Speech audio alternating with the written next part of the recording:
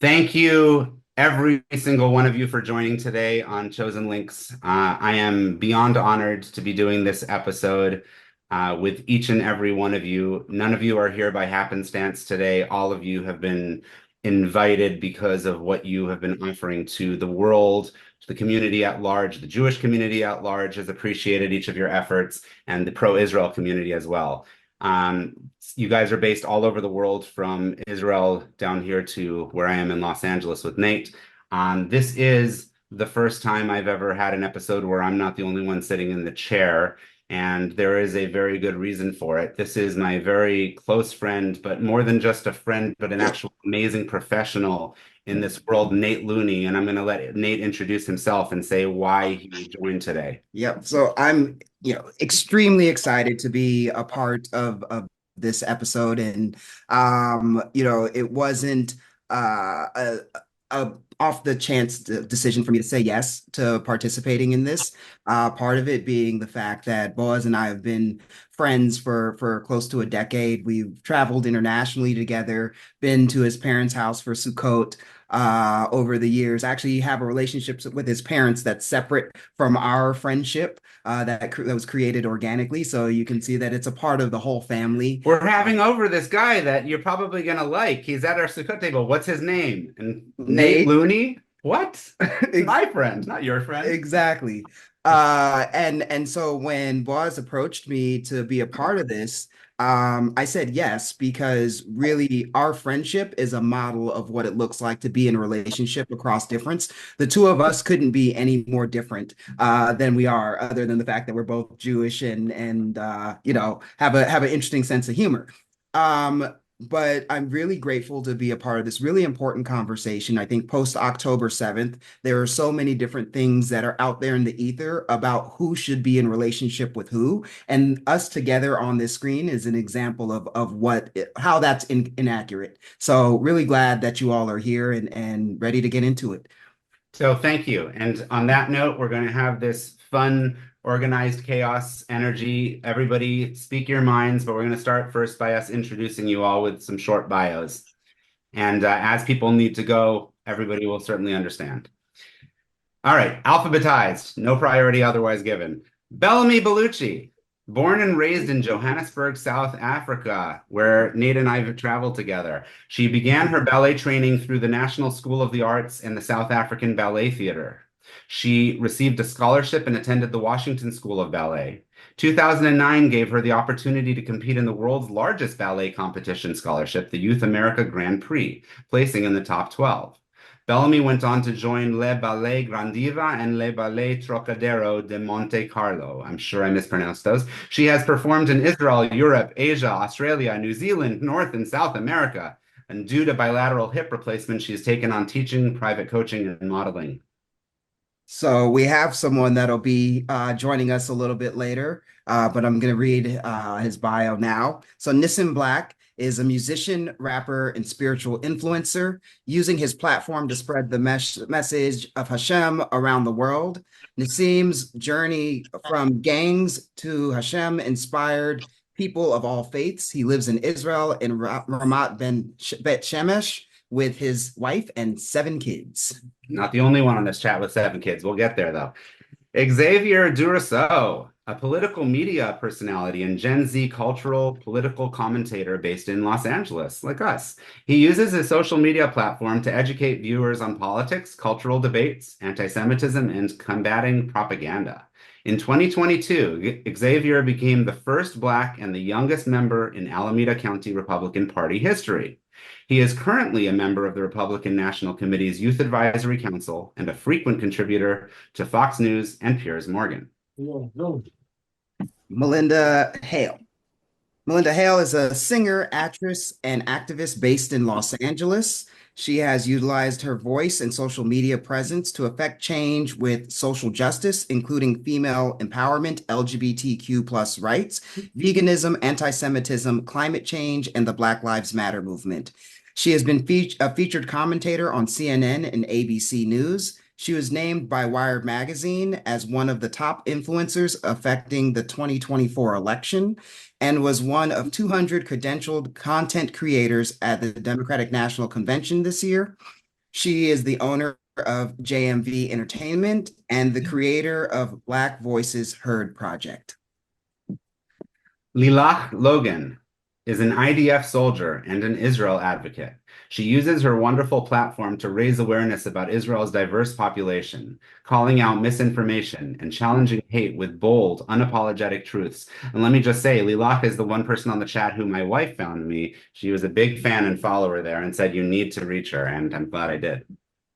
So I will say for myself that I'm Nate Looney, and I am a diversity strategist, a U.S. Army veteran, and a social entrepreneur, among many other things, and really an Angelino at heart, Angelino country boy at heart.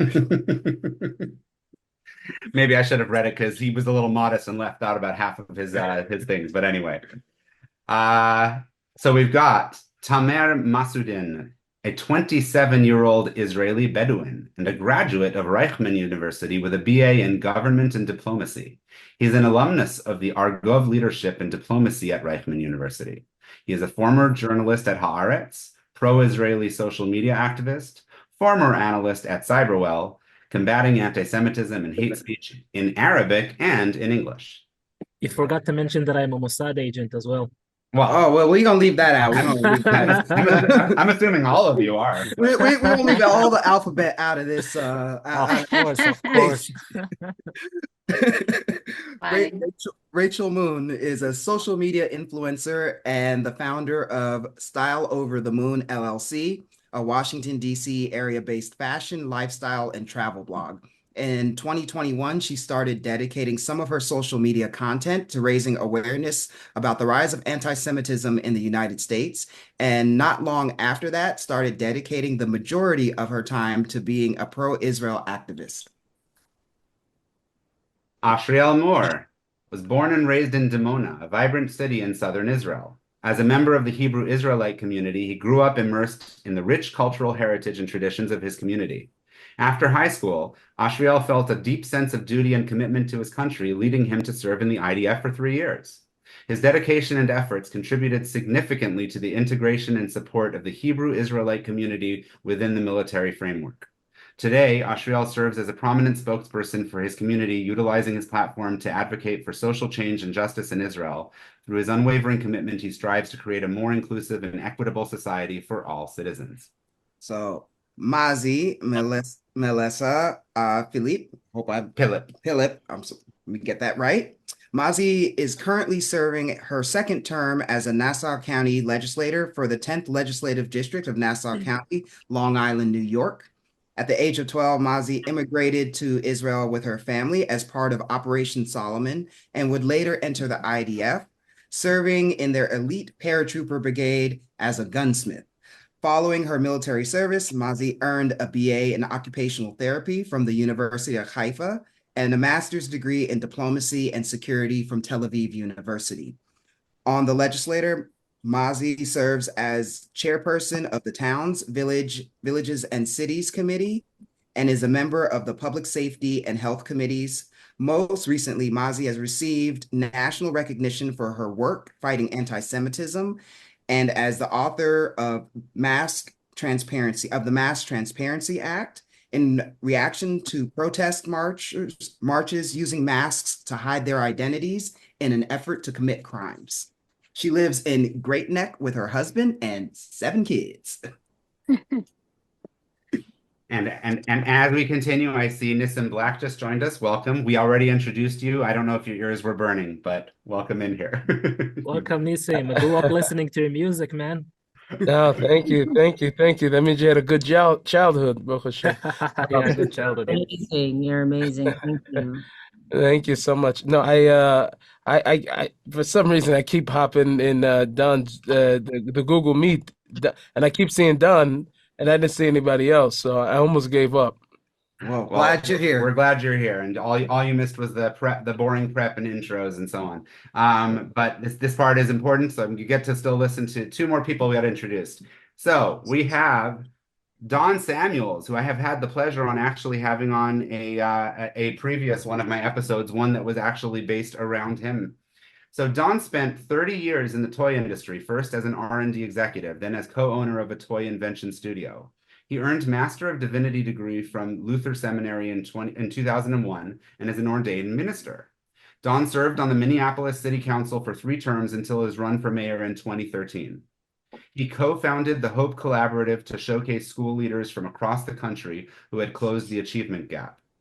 Don also co-founded the Peace Foundation, which became the Northside Achievement Zone. Among his many city council achievements, Don initiated the Ban the Box legislation to help ex-offenders gain city jobs, leading the way for a statewide ban.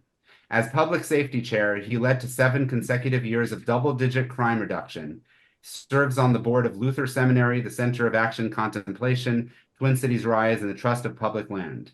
Married to Sandra Hollinger Samuels, CEO of the NAZ, they have 2 children in college, 2 adults, and most recently, he ran for U.S. Congress twice in District 5, Minnesota, against Ilhan Omar. And I think it's safe to say that even though this chat is about half Republican and half Democrat, we all wanted you to win. 100%. Last but not least, we have Joshua Washington. Joshua Washington is the director of the Institute for Black Solidarity with Israel, IBSI. He is a professional composer and a world touring recording artist who programs both education and musical events for IBSI. Joshua lectures on topics such as historic Black and Jewish relationships, the African-Israel Alliance, and dispels the myth about them. His full-length album, Zion, has gotten national acclaim as he continues to tour and promote it all over the world, including in France, South Africa, and Israel. Michael J. Twitty is a food writer, independent scholar, culinary historian, and historical interpreter personally charged with preparing, preserving, and promoting African-American foodways and its parent traditions in Africa and her diaspora, and its legacy in food culture in the American South. Michael is a Judaic studies teacher from Washington, D.C. metropolitan area, and his interests include food culture, food history, Jewish cultural issues, African-American history, and cultural politics. All right, well, Was Xavier introduced? Yes. He was? Okay. Xavier makes Thank me you. happy because I'm a huge comic book geek. So anybody who knows comic books knows the name Charles Xavier. Like, where'd you go? I'm It not. doesn't just look hope to like never be Charles bald. Xavier. Yes, I never want to be bald or in a wheelchair.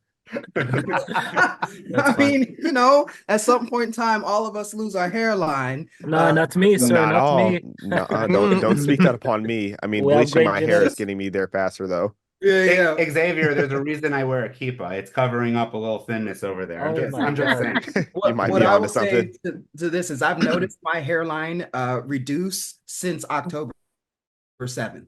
Like every time I go, I stopped getting the front line because I was like, why is my hairline running back like this? I'm like, oh, this war is stressing me out. It's a stress, brother. It's a stress. So hopefully it'll come back, God willing, when things shift for us all. So let's jump right on into it.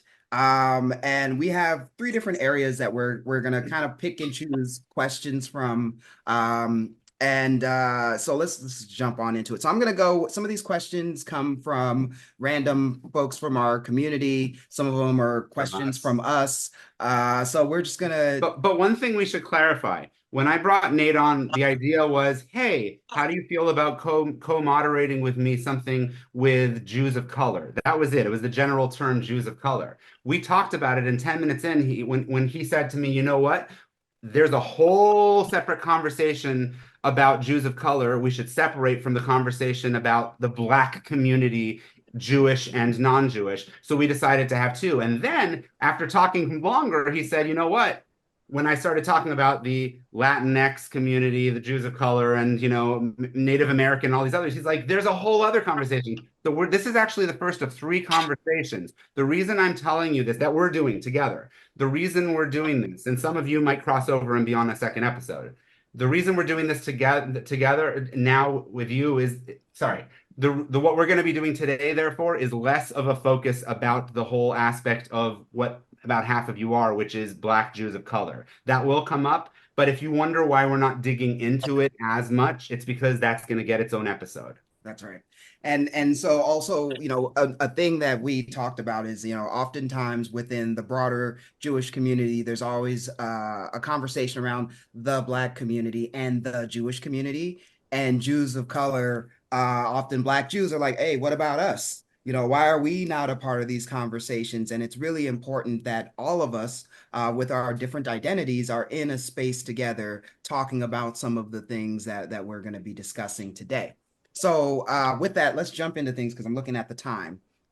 This first question is something that many of us often hear brought up, and I think it's a good starting point because it's on a lot of folks' minds. And are we saying who the question comes from? If it says their name, go for it. So this question comes from Xaviaer Moore Levy, who was his roommate when we traveled to South Africa together. Yes, he was. Good people. Mhm.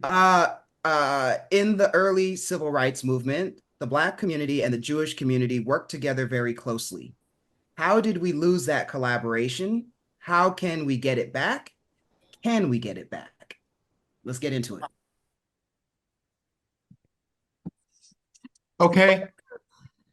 Come with it. So I'm a historian, and a big part of my early life at Howard University, HU, I did a lot of work on. They had several classes on Black Jewish relations. I'm not one of those learned in a class type people, but what I do know is this. And by the way, one of the people who was reporting on that class was Ta-Nehisi Coates, by the way. So just so you know, there's a figure, an ancestor, who is very how do I say this? Yeah, very controversial, but also very, very important. Stokely Carmichael, who was part of that initial fissure, and it's not us versus them. It really was, both sides have issues, and one of the things that happened was the beginnings of the Black Panther movement and Black nationalism in a different direction. From the movement that King Abernathy and the like had, was this announcement of Black power. Jews from the North, this is very important, Jews from the North came to the Jim Crow South, 1/3 of all white people who were engaged in civil rights work in the Jim Crow South were Northern Jews. They were not very appreciated by the Jews who were in the South, who had a very quiet, neutral position out of fear of bombing, etc., and other forms of retribution. But Kwame Ture, aka Stokely Carmichael, goes on to become an academic who has his own path. And one of the things that he was very stalwart about was this idea that remember, the march from Selma to Montgomery is 2 years before 1967. And in that, that's the same period in time in which Palestinian nationalism is growing. And he makes it as a kind of a platform and idea of the movement that Palestinian nationalism is the right alliance for Black nationalism, as opposed to this struggle that Jews who at that time were mostly white identified Ashkenazi in America and Black people had. Okay, that's only one brick out of the wall. But I'm just saying this to say that we have to be really aware that this happens over time. There's a growing Jewish separatism in America. There is a conservatism movement that we have to talk about. There are different aspects of both local and conservative spaces that also express a great deal of lack of trust in Jews and anti-Semitism. So it's a very complicated narrative. There's a lot of books, Blacks in Jewish Mind. There are many books about Black-Jewish relations that catalog this, but there are very few I might mention from the perspective of African Americans. Most of them are from the perspective of the corporate Jewish community. So it's a very complicated narrative, but it begins with that moment. I want to ask a question which I maybe should have asked in the beginning of this, and we're not done with this question, but you just said African Americans. There's a very common question that we white people often get, which is, what is the actual preferred nomenclature? When I started working in a hospital with many, many, many different people of different colors, and many of my Black coworkers are from different African countries. When I said African American, I got chewed out by my coworkers saying, "Excuse me, I'm not African American. I'm not African American. Please stop using that word." They were offended. That's fine. Boaz, that's perfectly fine. If you are Negro, colored, Afro-American, African American, that is your choice. That is your choice. That is not my problem. That is not what I am called. It's what I answer to. If you're an African immigrant in America, great. If you're African American, and I am, this is not on the wall for no reason. Right. I am a Fon, Ashanti, Wolof, Fula, Congo, Igbo, Yoruba, Mende, Temne American. And I did that work.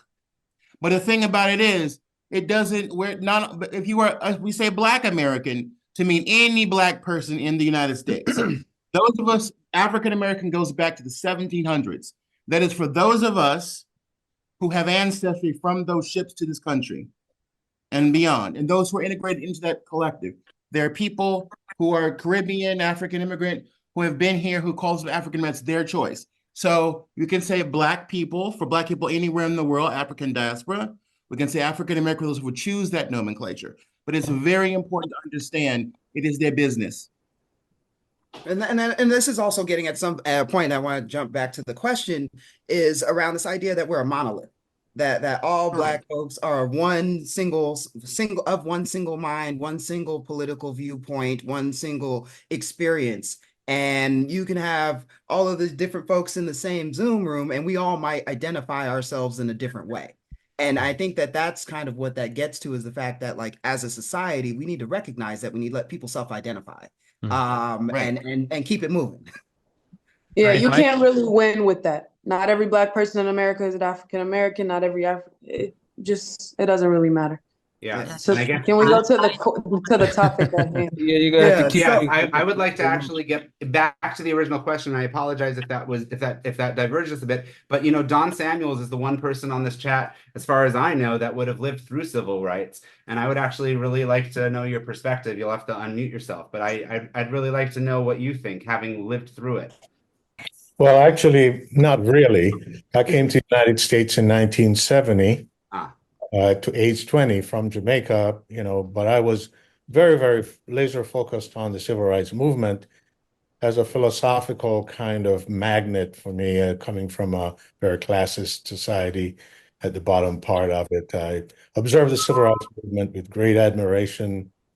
My dad was a minister. To see another minister speaking theology in connection with social justice was just mesmerizing. So the minute I graduated from college, I made a beeline for Ebenezer Baptist Church in Providence, Rhode Island, to become part of the movement, sort of, and was part of that church community for 3 decades. So I'm very steeped in the African American community. And I made a commitment in college to always live in a low-income community. So here in Minneapolis, when we moved here, there's a part of Minneapolis that was we had housing covenants, and Jews and Blacks were forbidden from living outside of and there was a price to pay. I mean, people were severely harassed who violated it. And so after fair housing laws were passed, a flow of Jews out of North Minneapolis, which was where there was a concentration of Jews and Blacks, into the suburbs, was accelerated. And so a lot of the solidarity that is enshrined in the history of the region here, by the way, which was called the most anti-Semitic region in America at one point, city in America, a flow of Jews outside of the inner city, away from the Black community, was part of a national phenomenon that kind of destroyed the solidarity that was place-based And some of the, there are strong stories of people who had very strong relationships across Jewish Black communities and went to the same schools, played the same sports, and there was a feeling that this was a natural kind of connection. And after that movement, a lot of that deteriorated. And that shift, compounding that, of course, is the whiteness issue, where Jews sort of became white versus Black, and that tension, Black versus white, I think also contributed to that. I think along those same lines, like I think about, as a U.S. Army veteran myself, and we think about the Montgomery GI Bill and the benefits that come with the Montgomery GI Bill. So we had African American Black soldiers that went and were part of World War II and freeing the camps, and then came home and weren't able to access the benefits. It's like, it's great if you're able to get Montgomery GI Bill, but you can't actually go and attend Harvard because they're not accepting people of color. Then what's the use of having this benefit available to you?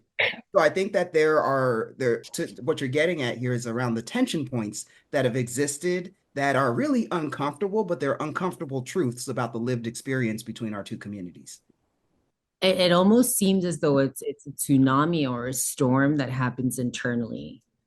Because as a South African, and also with somebody that is raised in the way that I was raised, with whatever it is that I went through in my life, the safest place that I found was around Jewish people. That was the safest place. The people that protected me the most were Jewish people, not my own family, nothing else. And grappling with the fact that I've now moved to the United States of America, I'm 16 and a half years in. I've learned about Civil War. I've learned about the history in this country.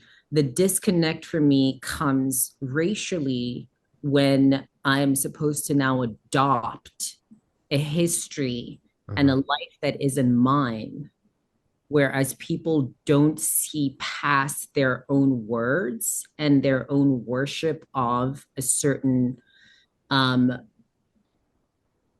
monolithic souled racial discourse that's happened internationally by just using the term apartheid. And that for me becomes problematic because then it seeps through into different conversations, and there's a weird interaction that comes with it.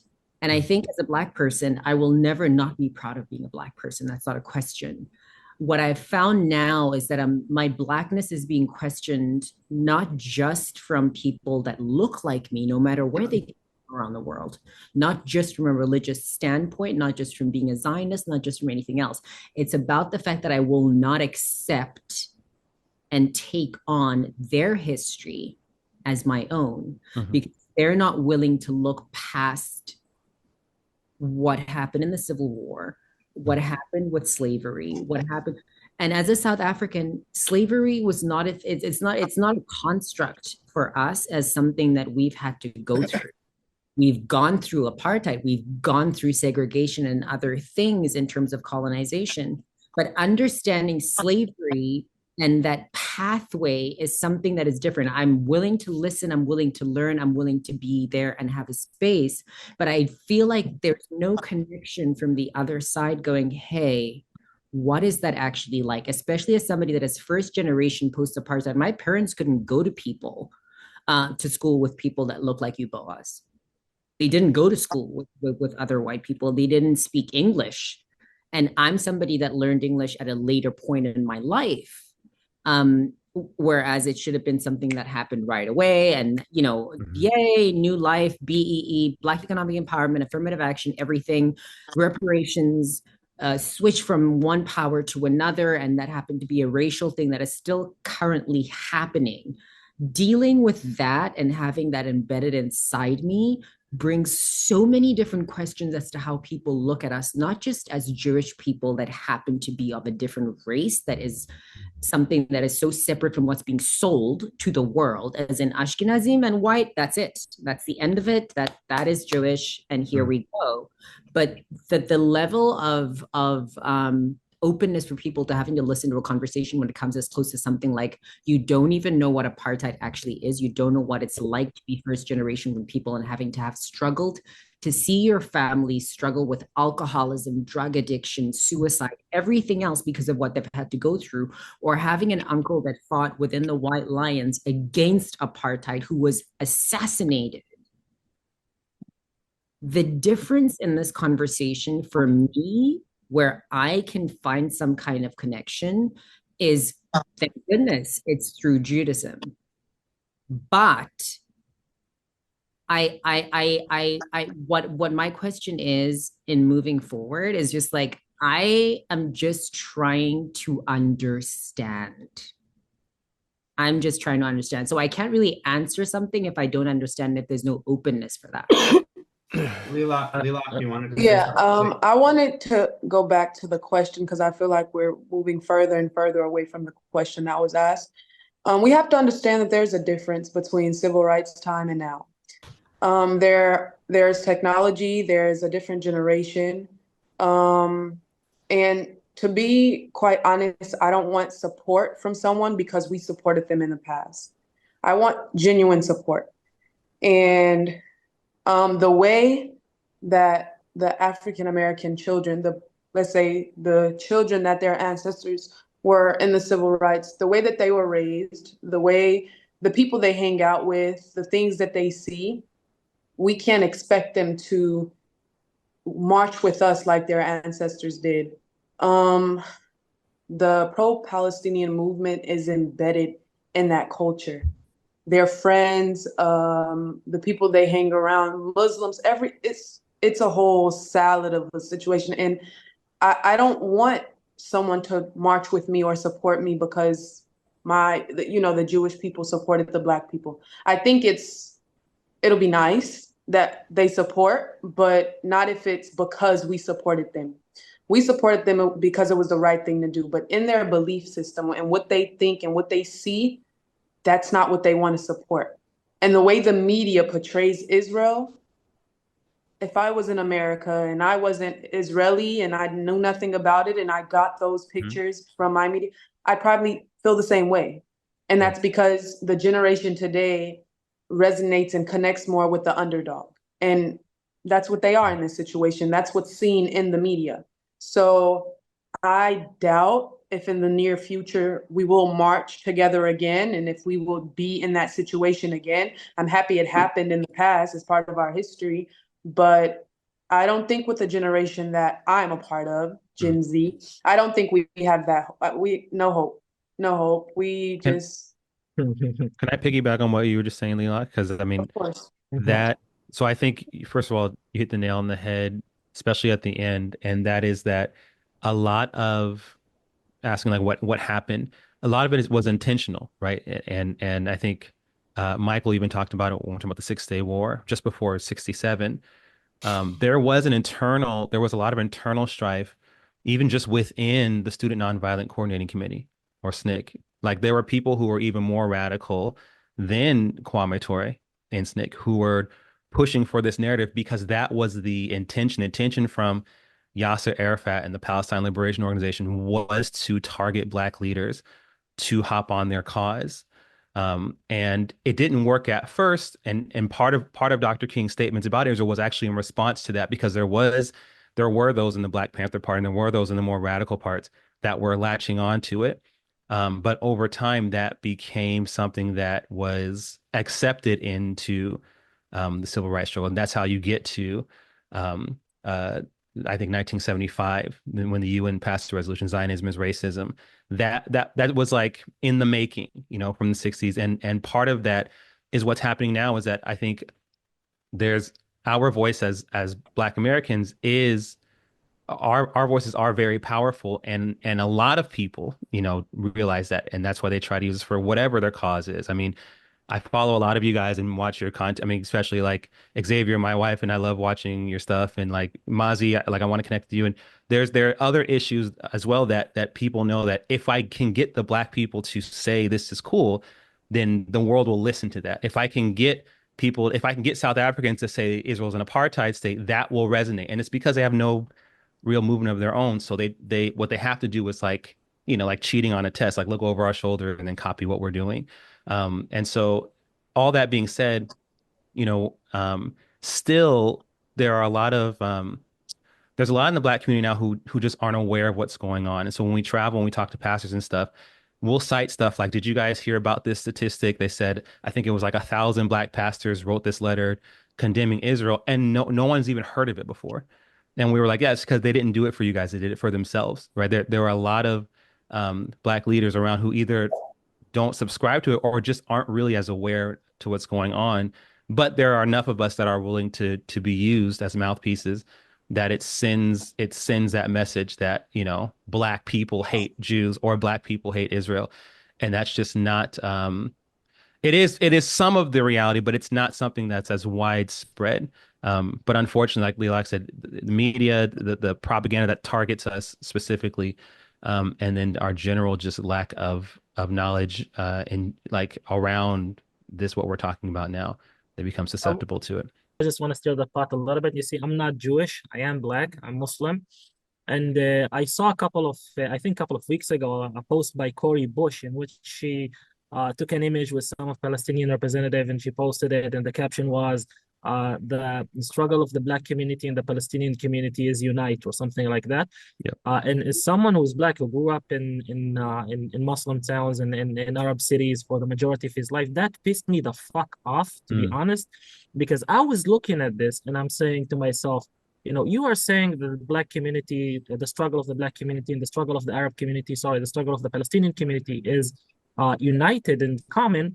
And I know for a fact that when I go to any Arab town, let's say in the Middle East, they will look at me and say that I'm a slave. My mother's maiden name before marriage is Al-Abid, which translates to the slave. When in one of I think the largest slave trade in history, the Arab slave trade that nobody talks about, nobody acknowledges, at least in the Middle East, maybe somewhere places in the West. And this lack of knowledge, this lack of ability to say, okay, I want to research, I want to look into the people who I'm supposedly support. If she did a little bit of, I don't know, 5 minutes into looking, maybe there is Black people in Gaza, how they are called, how are they be treated, how are people viewing them, if they're segregated or not segregated, can they marry or not? When I was a kid, I've been told by brown Arabs that I can't marry another brown Arab because I'm Black. And this is how I grew up in.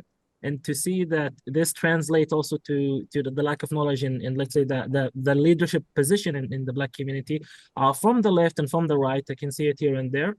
It pisses me a lot off. And I think if there was a little bit more awareness, a little bit more education, a little bit more research, a lot of people will be saying, okay, maybe let's not jump in and say the struggle is unite, because there are some aha moments that we can talk about. Just listen to all the information is being shared. One thing I always have a problem with is the generalization. So you say the Black community and the Jewish community, but within the Jewish community, I mean, you have so many different factions. You have Mazi, from Mazi all the way over to Boaz, and you have so many different people within, this people group. But also, when you say the Black community in America, you have so many people also that are part of this community. Now, when we talk about the relations, right, you have to also be very careful about how we paint it with a broad brush, because even during the period of time in the early 1800s, you had organizations and movements of people who had considered themselves Black Jews. And so, under Rabbi Arnold Matthews and Rabbi Orr, right, these people were considering themselves Black Jews, and they were saying that they do come from, that Israelite root. Now, they weren't necessarily accepted by the Ashkenazi community. And remember that a lot of people who had migrated from Africa, from Europe to America, they actually migrated, those Jews, the Ashkenazi Jews specifically, they migrated into communities with African Americans. And they had found when they migrated into these communities with African Americans that there was something they had in common. Now, initially, one of the things they were saying was that we both have something in common, looking at it from a biblical perspective, saying that you all are experiencing slavery and enslavement and persecution and all of these things. And this is part of what the children of Israel experienced also in Egypt. And so as such, this is something that we can both be able to connect to. We understand your suffering, we understand your pain, because this is something that our ancestors also experienced. But then you had those people who didn't represent generally the community of the Jews, but they gave a bad rep because they were moving into communities, but they were also exploiting a lot of the people in the African American communities, like, for example, in Harlem. And so as a result of that, that then caused a rift between not the Jewish community, but the people who were given a bad rep and those people who were on the other side of the receiving of that bad rep. And so the exploitation that had come from those specific people had caused, specifically in Harlem, a boiling over. But also you had those who were assisting, in civil rights and civil rights movement and others. And it seemed like after some of those rights had come along for them as well, that they were on the bandwagon in order to be able to just enjoy the fruits of those rights that the civil rights movement was protesting for. And then after they received that, then it was like, okay, well, we don't need you anymore almost. And so now we're going to continue on with ourselves, because the majority of us can also pass as being white. So we can change our names or whatever, and there's no way that you can be able to really go back and trace who we are like that.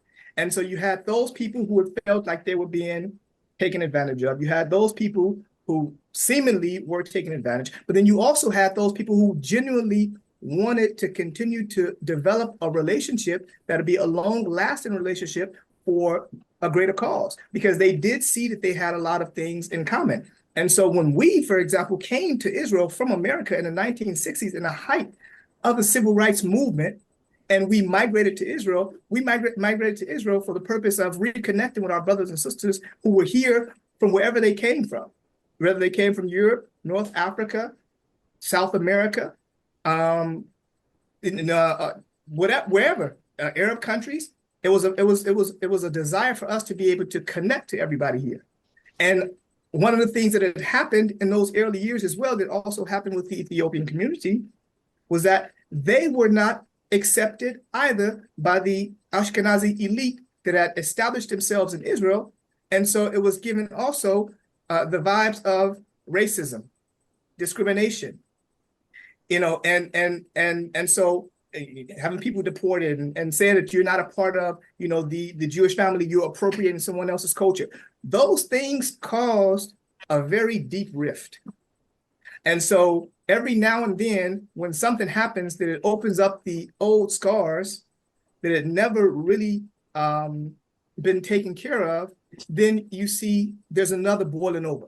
So you saw there was another boiling over, for example, a few years ago when Kanye and Kyrie were talking about Israelites, and we're talking about Hebrew Israelites and Jews and all of those things. You saw how it boiled over, and there was never really a conversation about our commonalities, how to work together for a common cause and for a betterment of our future together going forward. And so that always causes this rift at one point or another, we have to come together to be able to solve it. But if the question was, how did that come along? How did that relationship that we had before, how was that severed and never really able, giving us the opportunity to be able to rekindle that relationship again?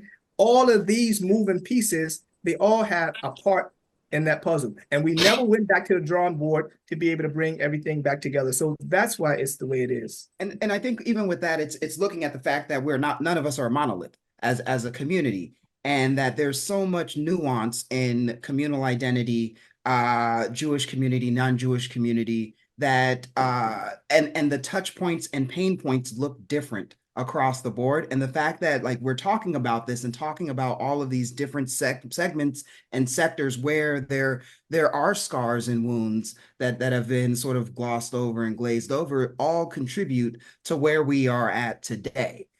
Unfortunately, I have to leave. So I just want to say this.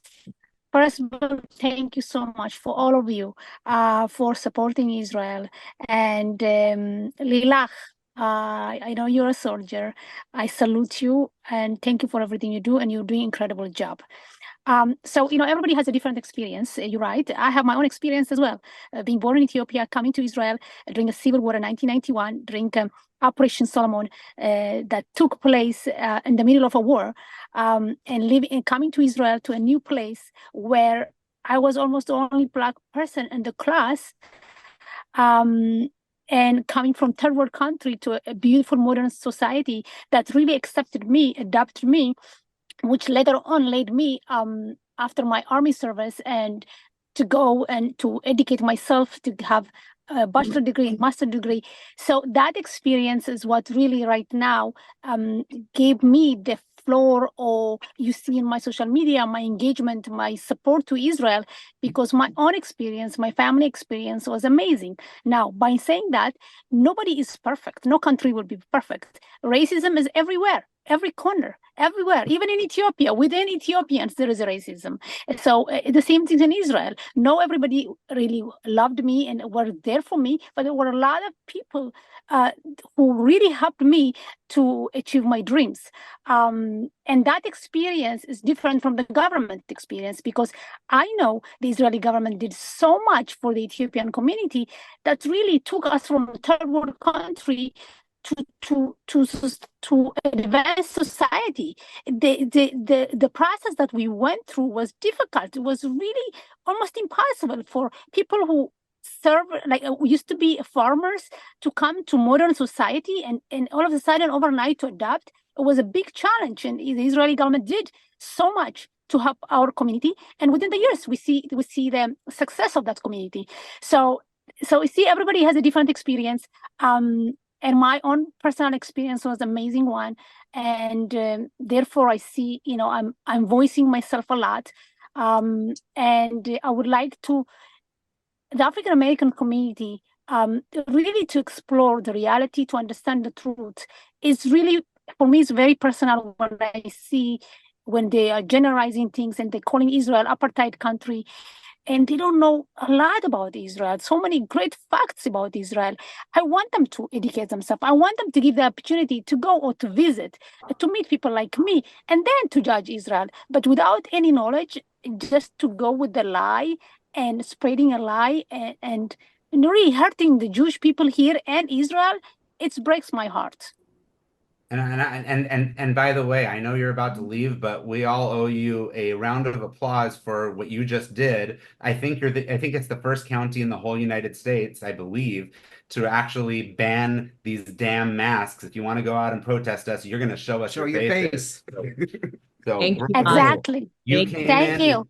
American dream. You are a personification of what we like to pretend, at least, is the American dream. It is a double-edged sword of how well it works, but you definitely have shown how well it can work. So thank you. Thank you so much. And hopefully we're going to be able to really force this mask bill everywhere in the United States. And Lilaq, I want to say that I don't lose the hope. I think we can collaborate. We can work together. That connection that was between the Jewish community and the African American during the civil rights movement, it can be reality today. So I have a big hope we can be able. Because I'm from this generation. I know. We just agree to disagree. Well, I think I understand you. And I think the relationships will look different. It won't look like it did in the 60s, because I mean we're not the generation of the 60s. But I want to shift gears because I know Malynda is going to have to leave us soon, and I want to give you a moment. Thank you. No, I think actually one of the deeper questions to ask is who benefits from us being divided. And I think that that's something that should be talked about. We obviously were allies in the beginning because of our paralleled histories, but I think one of the things I've noticed specifically in the Black community is that there's no recognition that being Jewish is actually a multicultural experience. So everybody thinks in this country, being Jewish is synonymous with being white. And because Black Americans are the only ones that have the history that we have in this country with animosity with the white community and viewing Jewish people as white people as well, it's going to be hard to fix that division. As I know, Lilaq, you're like, it's not going to happen anytime soon. But I think No, I understand though. I think I think it will happen. I think it may not happen in our lifetime, unfortunately. For me, and this is a lot of what I do talk about on my platform, is leaning into the empathy, because I think that people aren't really having the conversations about our paralleled histories and where we came from. And I think that that's where the conversation needs to start. But again, it goes back to who benefits from our communities being divided, because again, Jewish people also weren't considered white up until, I think it was the 40s. I'm not sure when Jewish people were considered white. So the And subset of Dollinger the talks Jewish about community. that. Dollinger Say that talks again, I'm about sorry? Dollinger talks about that in his book, How Jews Became White. Right, right. And so I think for the Black community, seeing the Jewish community kind of being able to benefit from a privilege, despite some of them having to hide who they are to benefit from that privilege, there's an animosity between those groups. So to me, it's just leaning into empathy and going back to what our parallel histories have taught us, being able to move past that. I wanted to say also too, um, this is why I guess I'm a little split between you two. Could it go back to what it was? I don't think so. I think we're living in a world where the world is vastly different than what it was. You know, there was always that one. Remember, you know, during the times, I don't want to get too controversial. What I'm about to say right now is very, very controversial. So forgive me, please. LeBron James and Michael Jordan, okay? So in the times of Michael Jordan, it was just Mike. That was it. It was the three Mikes. It was Michael Jackson, Mike Tyson, Michael Jordan, and it was undisputed. And we didn't really have, and there was always that one in the Torah world. You had giants. You had Moshe Feinstein. You had people that was like, okay, when that person says something, they're the one. We're living in a world of oversaturation, and what's happened now today is that media, social media, every click of a dime, there's a new story, and by the time you get to the new story, the old story is so old already, and everything is moving at a very rapid rate. So it's inconceivable to think that what you're going to be able to accomplish today is what we had back then. But now on the other flip side is, how do narratives take place? And great storytelling. And I'm talking about this, I prayed for a whole year to, get out of my HBO deal. I can't deal with Hollywood. So and I worked. God listened. And anyway, but in the end, what I see is that people, so these are no longer a reason for the big studios anymore, because people are able to tell compelling stories on YouTube. You could tell a story wherever you want and be able to shape that narrative. So I think that, telling the right stories and emphasize, like you said, with empathy. Sorry, Malynda. I say with empathy and being able to share those stories. It's all about who's louder. It's a really a game of who can be louder, and I think that that's where the story, and being strategic, and I mean, and it's not about numbers. It's not about numbers, because even if you look at those who have had control over media, over whatever, and I'm not trying to get into what their faith is, what their religion is, or what their background is. It's always a small group of people running things. So it's not a matter of numbers either.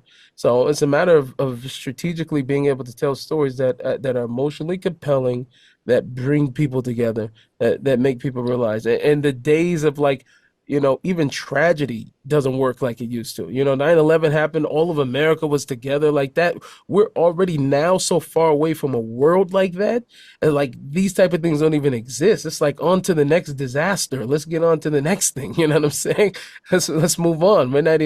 We've developed such a callous. So one thing that we do know works is still storytelling, because every agenda is always pushed through storytelling. So. And this is why we do what we're doing. And Xavier, I promise you're going to speak. I'm trying to just get the people that are leaving to actually be able to say something. Keep them down. Keep them down. I want you all to stay. If I could control it, you guys would all be kept here in this little grid. We need to get this happening in a studio where it's like we got you all for like 3 hours. This is, I mean, so, let me put it this way. Some of you might be thinking to yourselves, like, no, damn, I wish this was, only like 3 or 4 of us. We could have a more easy conversation this way. And right now it's harder to wait my turn and stuff like this. But what you have to understand is we're not doing this for ourselves, right? We're doing this for everybody who's watching. And when people saw the poster, which I completely screwed up, and I don't think I got Don on, and Nissim came afterwards. But when people see these posters and they see all of your faces there, you should see the messages that I get from people, white, black, brown. They're messaging me and they're saying, holy cow, I don't know if I have a question for them. I have a question for you. how are you getting all these people together? This is amazing. I was just like, you're getting Malynda and you're getting Xavier on the same one, and this person and this person. It makes people feel a level of hope just seeing everybody talking together. So what I want to make sure you guys all realize is you're all influential. I'm going to inflate your ego a little bit and tell you, you are each influential for a reason. I guess I'm becoming a little bit influential just because I gather people, but who cares about me? I'm just the gatherer. But the point is, you guys are actually giving people hope out there. You're giving people who are, somebody like Malynda gives Republicans hope that, look, there's a Democrat who is dark-skinned and actually is not even Jewish, but is pro-Israel. Maybe there's more like that out there. Maybe I don't have to just demonize that entire left wing. And people who are left-wing Democrat look at somebody like Xavier and they say, oh my God, here's somebody who's Republican and he's pro-Israel and he's not like, Nazi or this or that. People can all of a sudden realize not everything has to be the extreme. Not everything has to just be the crazy fringes, because guess what social media gives us? The crazy fringes. The algorithm is always about the fringe. That's right. And to Nissim's point. So I'm gonna stop you there. Fine. Xavier, come with it. Yeah, so when I'm looking at the conversation of why back in the day there was more unity between Black and Jewish communities versus now, of course, like many people said, there were parallels in our history back then. But I think that as far as today, we need to accept a couple hard truths. First of all, nobody wants to learn history these days. If you're talking about the younger generations, especially, it is very hard to get people to actually sit there and learn history. So when we talk about all the different things, like things that happened with Selma and how Black and Jewish people were standing with each other, people are not going to do that research. So we have to really focus on what is the current climate like today. And another hard truth that we need to accept is, as Black people, every time that there is a movement, especially anything that's social or political and cultural, if that movement starts to lose steam, or if that movement does not have enough substance to begin with, then what are they going to do? They're going to bring in the Black community. Because the second you bring in the Black community to any movement, they're going to run and make it seem like this is the thing that every single person needs to get behind. They use us. A lot of these movements use us, especially like the Free Palestine movement. They use us. So what we have to look at is we have to start to look at some of the mindset aspects of what we're putting into the Black community when it comes to some of these movements. And I'm not trying to make this super hyper political, but for better or worse, I am that person that discusses politics at the dinner table. So we just have to look at it that way. When we look at what the BLM movement did to the psyche of a lot of Black people, where we had this narrative where a lot of people, including myself back in 2020, thinking like, oh, the police are after me because I'm Black. Oh, I am having to not trust any white people. I have to view every white person as potentially racist, or racist by default is what a lot of people will say. You have this mindset that you're putting into the Black mind, and you're polluting the Black mind with this constant paranoia, this constant victim mentality, this constant everybody is my op. And then a movement like the Free Palestine movement comes up, and we can't sit here and pretend to be shocked that, one, people aren't doing research because we don't do research on our own history. And two, they were so quick in creating the narrative of, oh, what's happening in Israel is white people versus Black people. They turned the whole thing into the Israelis are all white, even though I'm pretty sure Israel is 70% non-white. But as far as what the people see in the media, they think that it's a bunch of white people who are oppressing these people of color. So what the Free Palestine movement has become is BLM, but rebranded and more extreme. So if we are going to want to see more unity between the Black community and the Jewish community, then we need to educate people on all fronts about what is actually happening, both in that country and in our country. We need to stop allowing this comfortability of division to come into our community, and for our mentality to be so based solely on, this is what I believe the Black experience to be, and I believe the Black experience is being this super oppressed person who has all these different enemies out there. And because, again, like we're seeing, the Free Palestine movement was so quick to bring in BLM. BLM, for example, a bunch of their chapters within hours of October 7th, making its way over to headlines here, was making the headers on their profiles on Twitter, for example, paragliders. They stood with Hamas. They literally stood with Hamas, and that is telling us everything that we need to know. So again, just to summarize this all up, when we look at how we're going to bring that unity, we need to start being more careful about what movements we align ourselves with, because these movements tend to turn into different movements, and we need to be able to have more foresight of what is going to happen down the road before we align with something as a culture. I know. We'll take a pause for a second, Nissim. I know you have to head out, brother. I hope I get to see you when I'm down in Israel in December. And Ashriel, Yes, and you guys, the wife and kids send their love. We're heading out as well. But I really wish I could stay longer. I dropped my number in the chat, so if you guys want to connect afterwards, please. And, I got some and of your for those contacts of you who already. don't know, Joshua comes from a line of incredible family doing what he does. He is the next step of this generation, continuing his family. So amazing. It'll probably be worth having an episode just with you and your parents. And Michael, I see your finger, so we're gonna get to you in a second. Okay, thank you guys so much. Appreciate you guys. Really Mark appreciate Ho. Yeah, everyone who Great has to to see go. Shana Tova, Gmar Tov, everyone. Shana Tova, Nissim. Thank you. Thank you. Really appreciate it. I tried to stay on as long as I can. I tried to pull it, extend it a little more. But I'm getting those messages at this time. But you know what? Okay. I'm gonna stay around for one more question and hear, some of the other speakers and probably share my perspective one more time, and then I gotta go. So we're gonna At go least to he we're gonna gotta go to go pray, Michael. so you can't hold him up.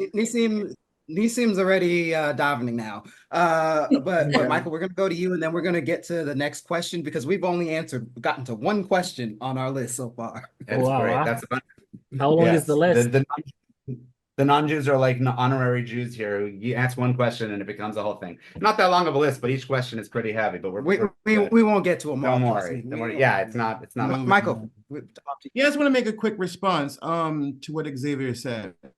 We are not exactly the same table, but I would agree with point two that this issue is being used as a football on all sides, which is disturbing.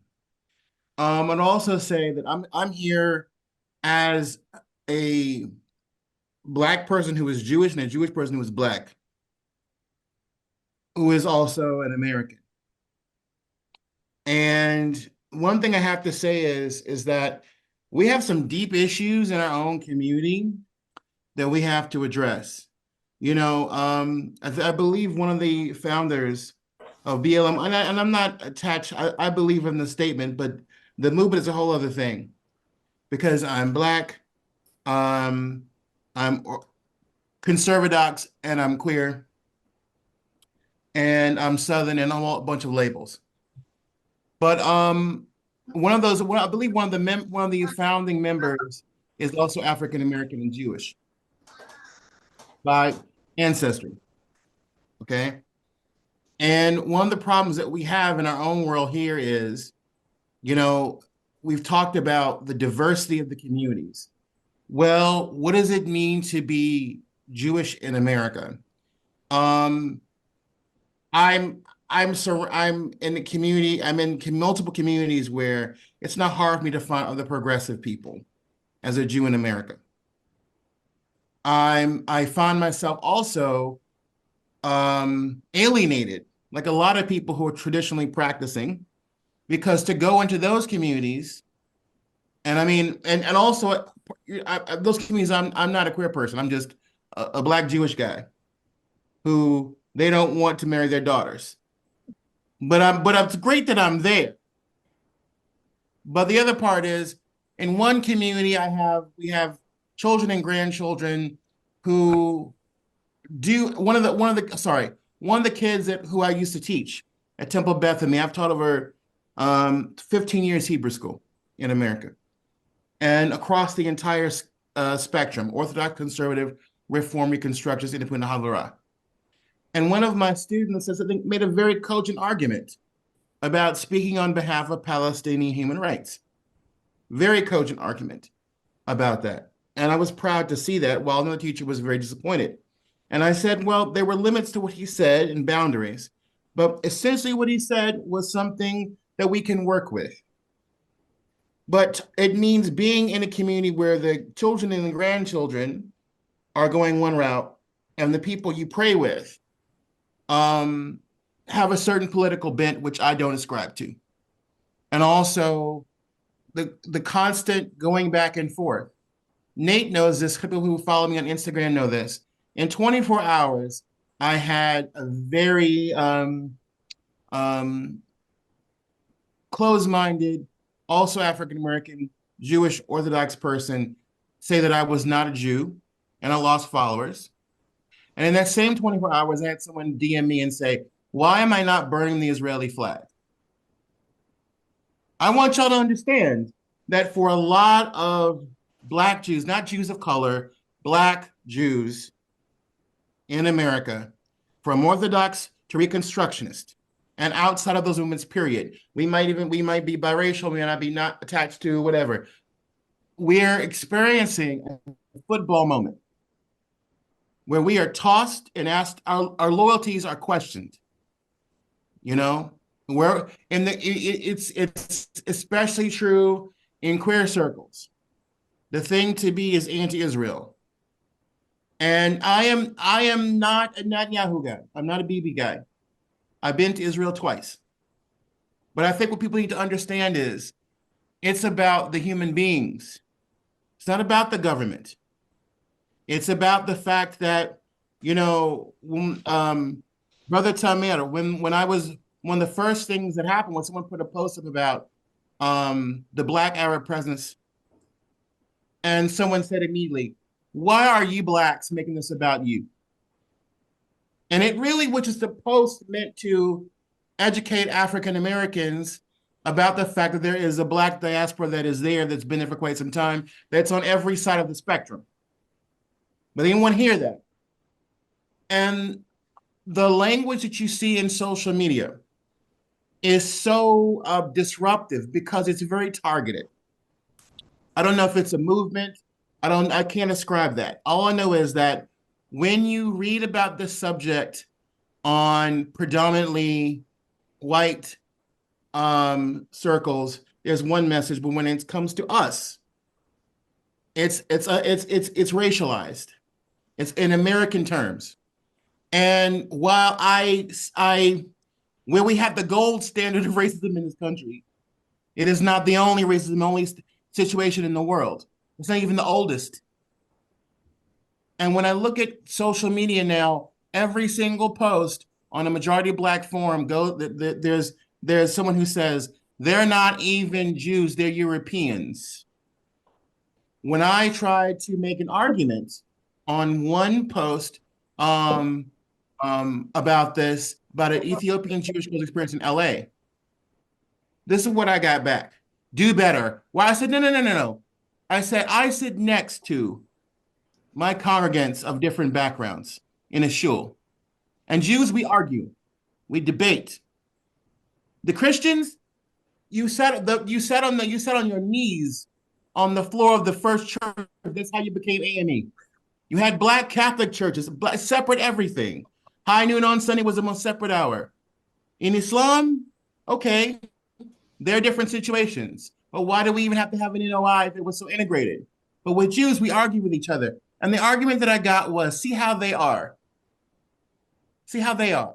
Michael, I'm going to interrupt you because you're actually bringing up a really good question that somebody asked. It's completely related to what you said. Okay, and fine. For the sake of time, we'll come back to Boaz, you. can I interrupt you? No, I was going to actually let you and Malynda answer this because you guys, I know, are about to jump off. You can start by answering this question. Ask the question and then let's have them answer. This is the question. So my buddy Ryan, who runs the great account, The Daily Brine, which many of you guys follow, I'm sure. Basically, it's the Onion, but not racist, and not I shouldn't say racist, not anti-Semitic. The Onion is not racist, technically. What do you think about Jews, particularly Ashkenazi, such as myself, who appear white and thus pass as white, but do not identify as white due to anti-Semitism? So I would actually love to know what Malynda and Ashriel think about this before you guys go. I haven't really considered it, honestly. I mean, I've had this conversation before. I think one of the things that I have recognized and I have empathy for is for white passing Jews. It actually is a difficult place to be in, to actually conceal your identity, to pass as white. because you might experience anti-Semitism. And I think that that's something that people don't consider. Whether it's not wearing your Star of David or just saying I'm white and not letting people know that you're Jewish for safety, because you never know what the other person may be thinking. So I'm empathetic to that. Obviously, I think it's different with people of color, and obviously Black people. We can't conceal our skin color. It's we're appear the way that we are, and that's how it is. But I think, if they are identifying as white and not necessarily saying they're Jewish, it probably is coming from a level of safety, of not knowing how people will respond to you, knowing that they're Jewish, because anti-Semitism is so prevalent in this country. Ashriel? I probably would say, because I live in Israel, then that's really not a case here, because everybody who is Ashkenazi and Jewish here, then there's not a problem. But even living here in Israel amongst people who may hold some anti-Semitic thoughts as well, and it's not specifically and only just towards white passing Jews. It's also towards Ethiopians, and it's towards Moroccans and Yemenites and all the others. And so although we all live here together, and most of us experience a lot of these same things from others who may have their own biases and hatred and wherever that is. But I couldn't tell you how it is on the outside, because I don't know. I mean, I know possibly that you guys may do what you need to do in order to be able to overcome, the anti-Semitic experiences that you may be experiencing. But also something that I think is very important to remember as well, that in the midst, especially in societies like America, where there is a long history of oppression and a lot of other very bitter experiences that other people may experience from a community that is considered white, by people then identifying also as white in order to be able to get away from whatever experiences you may have due to anti-Semitism, that could also have a ripple effect on the other end from people who've experienced a lot of very bad experiences from people who identify as white. And so those things are very important to take into consideration, because I know it's not specifically, and that's why I was saying initially in regards to the first question, that that there were people who identified as Jews, as Ashkenazi Jews, that were exploiting people of African ancestry. I like to call them, I don't like the term African American and all of that. I call it people of African ancestry, that were exploiting people of African ancestry. Then that gives the impression that anybody who is an Ashkenazi Jew, you may have changed your name or whatever that is, you're doing that for the purpose of being able to enjoy whatever comes along with being white in a society that is built on the exploitation of all the others, and the people who have benefited from that are people who identify as white. And so, in that society in America, but again, being in Israel, that's not anything that I would consider as an issue, because it doesn't happen here. So, my experience is do people who hate Jews in Israel, whoever they may be, and people in and out of Israel who hate the Jews of Israel, do they hate the Jews of color in Israel any differently or more than they hate the Ashkenazi white Jews? I feel like that's what he just said. Is that It's like if everybody's in the same mixing pot of hate, so y'all no all difference. loop together. In addition to that, Nate, I would say, and this is something that is it's very interesting to me, because since October 7th, like Xavier was saying, that the Free Palestine movement that turned to the people of African ancestry to look for or to get some support from them, saying that we have a common cause, that we have a common history of oppression and those things. But just for the purpose of exploiting us and our actual experiences so that we can be able to serve them. But then anybody who lives in Israel, they consider us as part and parcel of whatever issues they have with the Israeli government, whether it's oppression, colonization, all of these things these terms that they use when they're trying to progress their agenda. They use all of these terms and they put us in it. But not only do they put us in those terms, they also consider us as useful idiots for the state. They also consider us as slaves to the Zionists. They also say that we are, they would never accept us in Israel, but we are speaking up for our slave masters. I mean, all of these things, this is coming from the Free Palestine movement, who are talking so highly about the necessity of Black and brown people being liberated, but then people who live in this society, and I mean, the majority of us were born and raised here, so we didn't choose to live here.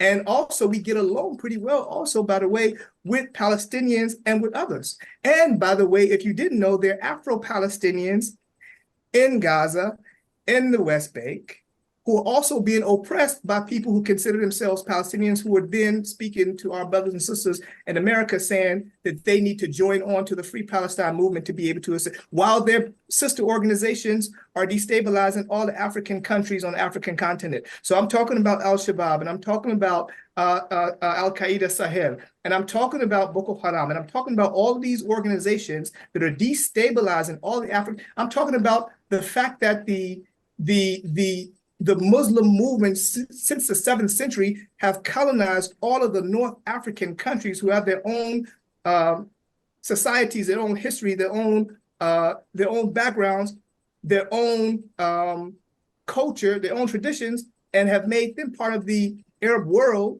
which they're not, obviously, but they insert these things as a means and a way to be able to contribute on one end, but also use us in our deep feelings for human rights, for civil rights, for justice, against oppression, against degradation, because these are things that we've experienced, and they know that that's a soft spot for us, and so they make usage of that. And so I would say that on one hand, yes, they look at all of us in one pot in Israel, because when they came in on October 7th, they didn't discriminate between an Ethiopian person and an Ashkenazi and a foreigner. Everybody, we had a lot of people who were also Ethiopian who were killed on October, who were slaughtered. We had people from Tanzania, who were slaughtered. So I mean, so what do you say about that? If that's not just putting everybody in one bucket, so we're all part and parcel of that hatred that's coming from the outside. So I would say absolutely. And I gotta go, y'all. Thank you for being with us, and thank you for reiterating that the least anti-Semitic country in the world is Israel. Go Israel. It's got its own problems, but not that one. Go Israel. Take care, y'all. Yeah, I'm gonna stir the pot a little bit and say something that Sure. I'm gonna stir the pot a little bit. You see, if you speak Arabic like me, and if you grew up in the majority in the Arab community in the Muslim world, and you hear the rhetoric about let's say Jews, you understand that in terms of the radical wings that we see now, for example, Hamas, Hezbollah, the Houthis, all these terrorist organizations, all these Islamic radicals who want to basically destroy Israel, it doesn't matter what color you are.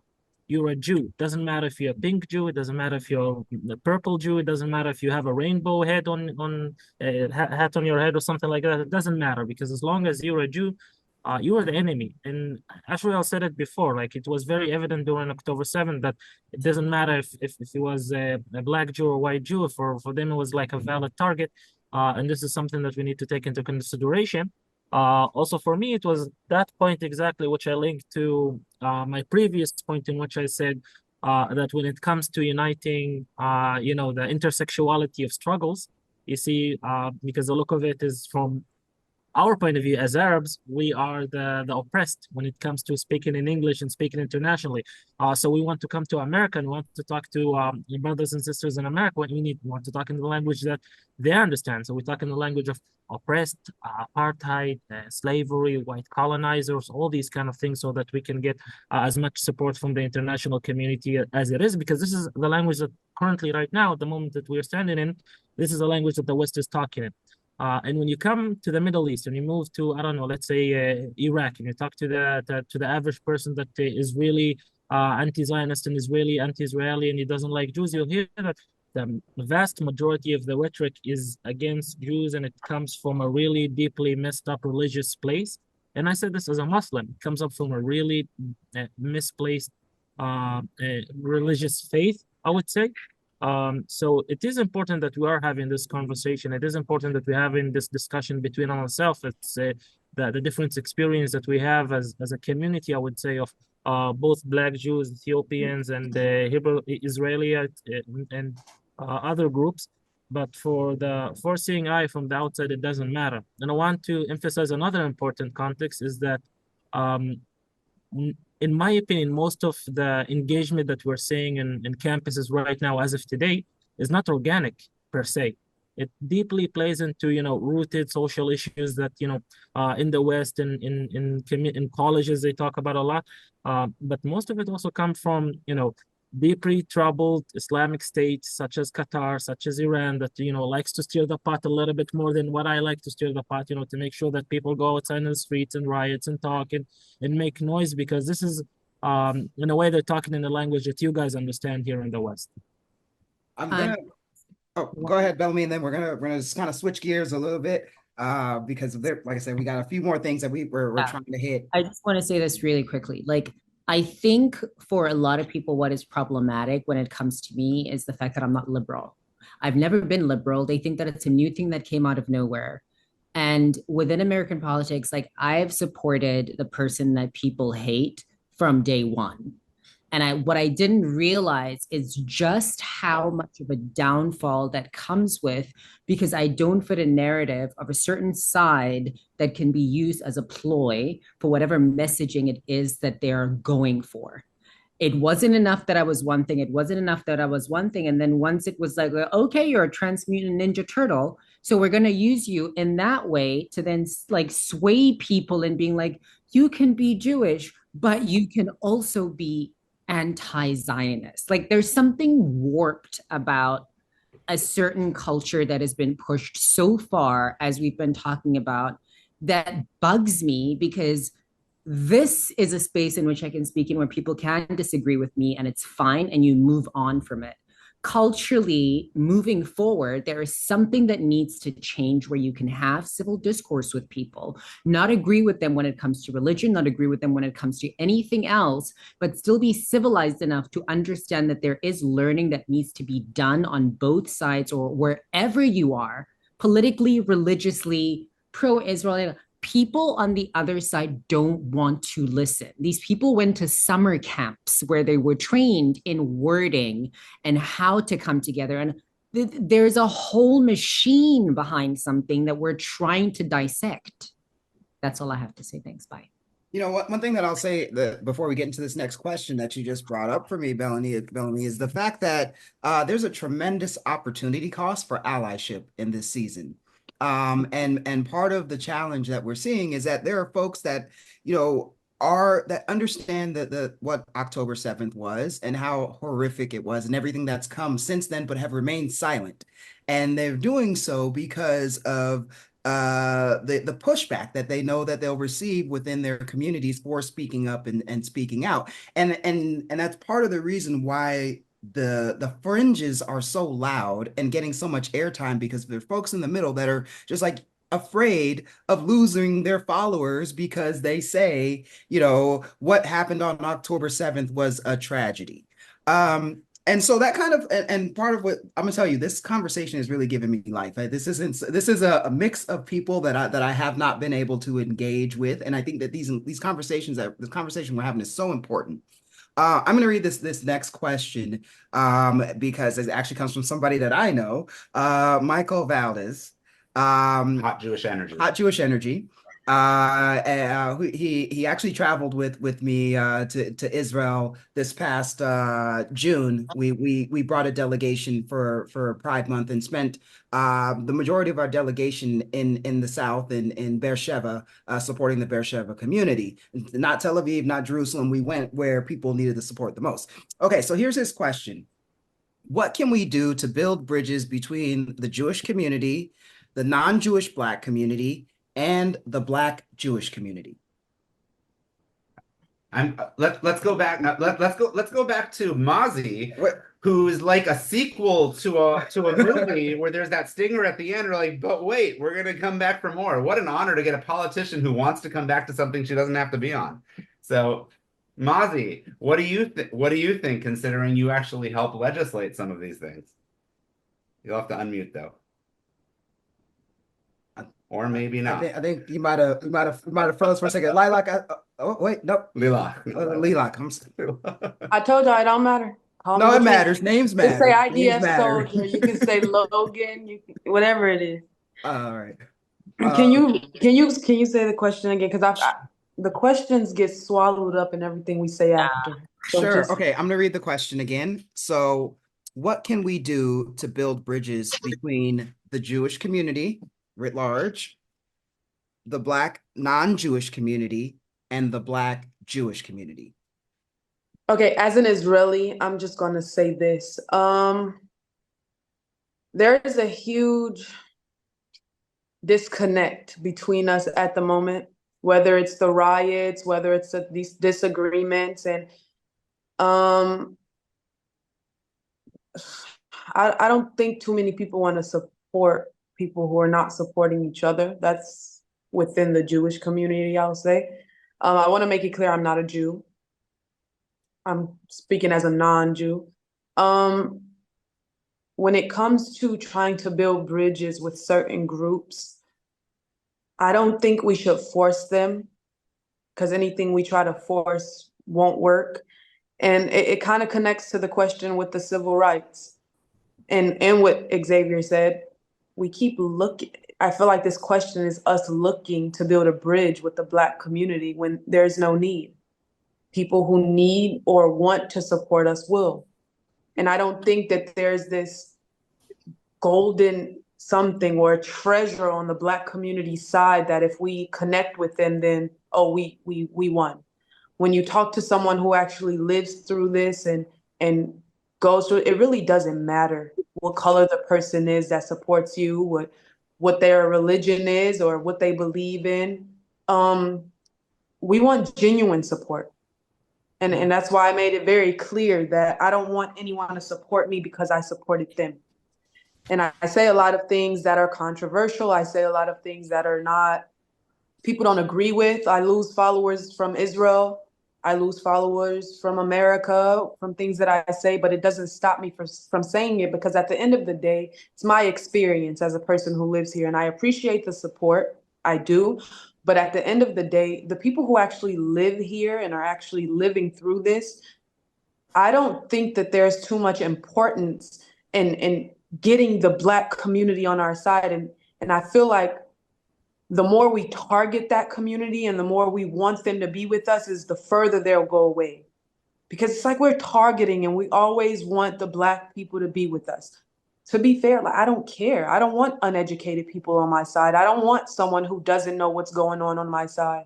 I don't mind educating. I don't mind telling them what's going on here. But if I have to tell you, oh, you should be on my side because X, there's no need. There's no need. Anyone, we have to, first of all, and this is something I've been itching to say this is a terrorist organization that we're fighting against. Anyone that's not willing to open their eyes and understand we are fighting against a terrorist organization, I don't want the support. I don't want to have to go through what I'm going through. Okay, I had to bring a gun to my home, okay, because of the terrorist attacks that are happening in Beersheba. I live in Dimona. I have to travel through that bus station every day. I had to bring a gun. I don't want a gun in my home. That's not how I was raised. I was also raised in the Hebrew Israelite community with Ashriel.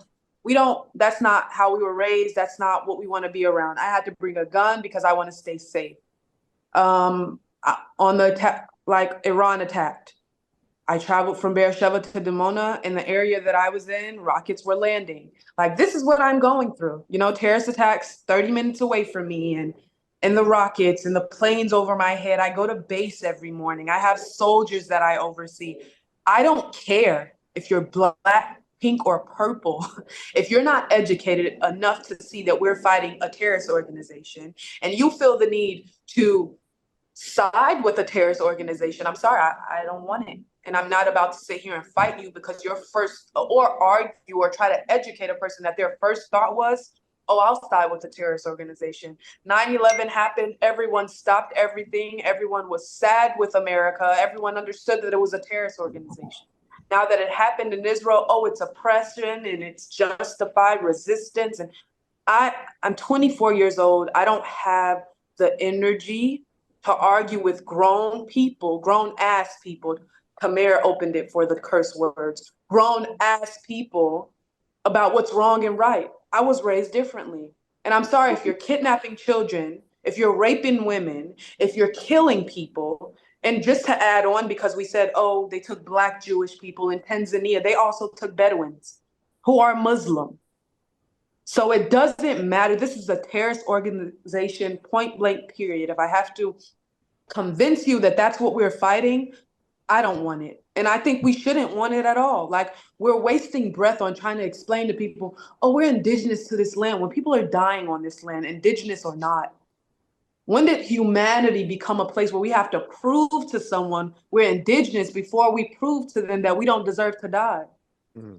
So I lose patience having these conversations when it comes to, oh, but look at this, too much. I live here, I'm going through it. I don't care about these irrelevant opinions on who should be here, who shouldn't be here, who's justified, who isn't justified. At the end of the day, I'm losing friends. I have a friend held hostage. I don't care too much about other people's opinions. And that's just me. I'm sure that's why your wife, Boaz, told you to follow me, because I just give it how it is. I don't care. I'm sorry. Yeah, she adores you. And I mean, my God, what you just said. I mean, I've never been the person who just snaps, but I just wanted to like snap my ass off while you were talking.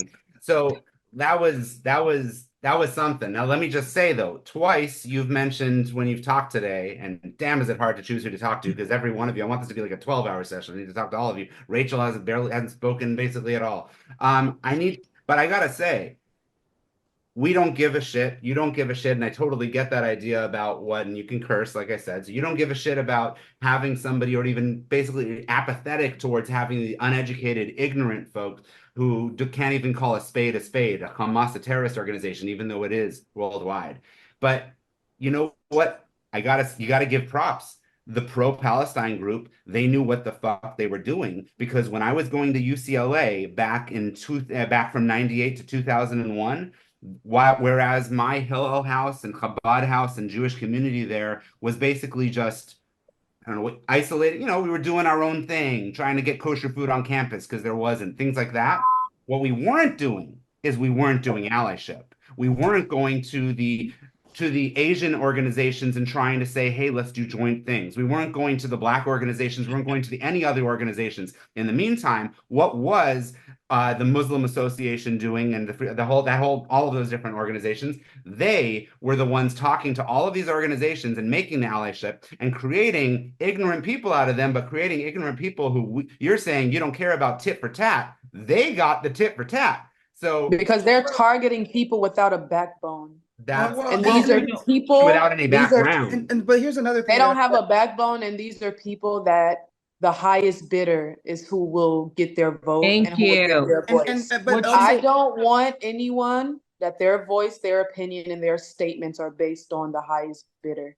100%. I'm a person that no matter what the situation is, I will stand 10 toes down behind what I believe in. If you can be changed in a second, there is no way the Black community and the Black people in America didn't do a little bit of research just to know that they are standing with their oppressors.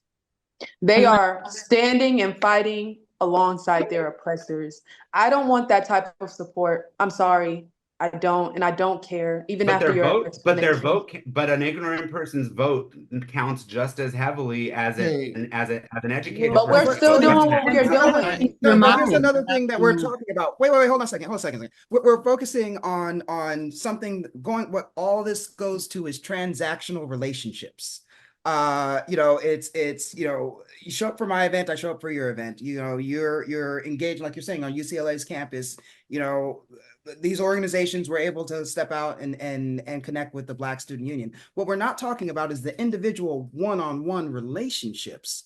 And what does it mean? Like the fact, like the two of us together, we have the friendship that we have because it's a one-on-one built relationship. And I think that in some cases we're giving organizational leadership too much power and taking away the individual relationships that need to be focused on more than saying this larger entity and this other entity are coming together, and that's where the power lies. It really comes down to who do you have across the table from you. And I think the more that we are able to reframe what relationship looks like, and I agree with you, like around not everybody is going to be at my table. Everybody can't come in, but at the same time, we need to be thinking beyond the folks that are on the fringes and on the margins and recognizing the quiet majority that we need to really actually be engaging in. Wait, Xavier is about to run off, and Xavier, we got to hear from you one more time before you go. Chime in. I can't see your name because I'm too far away from my monitor and I'm blind. The lady that was just speaking, what was your name from Israel? Lilaq. I loved your answer. I think it is, you're so real for that. Like you're honestly so real for that. Because when I heard the question of how do we build these bridges, and of course it'd be an amazing thing to see bridges between the Black community, the Jewish community, the Black non-Jewish community, etc. That would be amazing to see. However, we're at a point right now.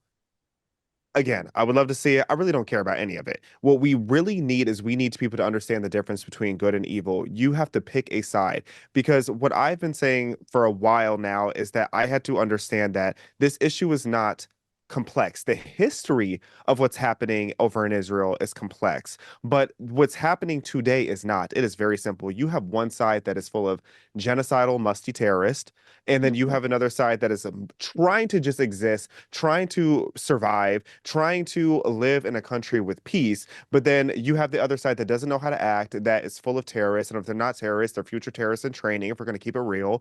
So you have to pick a side. So when it comes to like when I'm going around talking to different people, it's not that, oh, hi, local Black person, you need to embrace and love the Jewish community. It's more, hey, like, do you think it's kind of wrong for a group of terrorists to go and rape and murder a whole bunch of people and then kidnap them and then gaslight all of society about the fact that they just kidnapped these people? Yeah, you think that's wrong? Okay, then cool. Stand on the side of Zionism. That's really what it comes down to.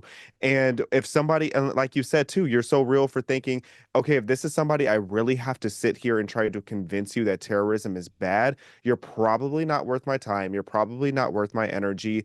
God bless you, but if he doesn't, it's probably because you support musty terrorists. So I think when we are having these conversations, it's important just to talk about what's really truly happening today. And again, they'll want to bring up, well, what about this and what about that? It's like, okay, are you supporting going and raping and murdering people or not? And that's why it's also important too, if you're having these conversations, if someone tries to bring up all the different lies and all the different fraudulent narratives they try to say that Israel is doing, just be ready to debunk all of that because it's so easy to. It's so easy to debunk the whole genocide narrative because how has there been an ethnic cleansing if your population went from 500,000 to what, isn't it like 5 million? That's the most unsuccessful ethnic cleansing that I've ever seen in my life. So just educating people on truth and then helping people, I guess, or just being able to help people identify morality. I think that's all it takes in order to move the conversation forward rather than trying to figure out these bridges that we used to have almost 100 years ago. We may never have those again. If we have them again, that's great, but I just want people to have common sense and decency. Are you personally having success with not just preaching to the choir out of curiosity? Because I know that you forget about talking to people who already agree. You are talking to people like this, right? Yeah, I have, when I have one-on-one conversations with people, those tend to be the most successful. If I go and I talk to a group of people and they're all committed to sticking together and being a part of the mob, then it's a little bit more difficult. But when you have one-on-one conversations with people, a lot of people are not educated even on October 7th. So, for example, something that I did earlier this year is did you guys see the UCLA encampments?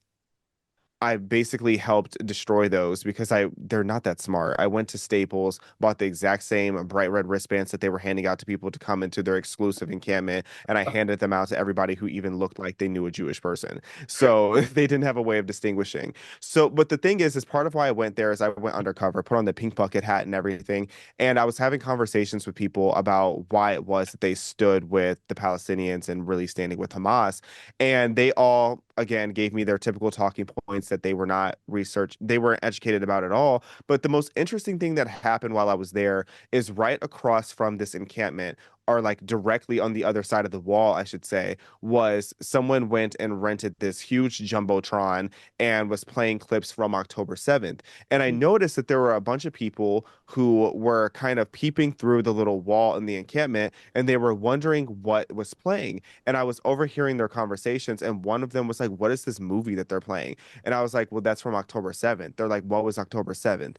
And literally in that moment, I had to like gather my life because I was so mind blown by the fact that here you are spending the night in a tent in this encampment using a gender neutral shit bucket, all for the sake of having solidarity with Hamas, and you don't even understand what happened on October 7th. So these people are truly uneducated. I learned that a lot of these people are not hateful. A lot of these people are just looking for community. They even had a big sign there that was like, if you're LGBT, this is why you need to stand with the Palestinians. If you're Black, this is why. If you're Native American, this is why. If you're Mexican, this is why. And it was a list of issues that have nothing to do with what's going on in Judea, had absolutely nothing to do with going on there, but they have equated, oh, you're a part of any of these marginalized groups that has had anything bad happen to them in history, oh, then you need to stand with the Palestinians. That is what we're going up against. Is a lot of people are good-hearted. They genuinely think that they're doing something good, and the only way that they can lay their head down on a pillow and sleep at night is if they feel like they're doing something to help people in need. So there are some people that it's worth educating them, like, oh no, this is what's actually happening, because by now most people know you can't trust the media. So the second you're like, you might have been lied to by the media, then you can start having a conversation. But then again, there are also the people out there who are just actually ignorant, and they wake up every single day and make a conscious decision to be hateful and side with Hamas. Those people, they are not worth your time. Those people, you can pray for them. That is the best that's going to happen. So again, I loved your answer. That I feel like that's the realest thing that you can do is you can't sweat if somebody who is siding with evil isn't going to want to hear you out. Yeah, but I think can I say something to Please. Xavier? I'm just a big fan. I was excited. I'm sorry. I love everybody here. I know Bella and Rachel personally, but I'm a big fan, Xavier, and I'm so happy that we got to be on here together. And I appreciate your answers. And yeah.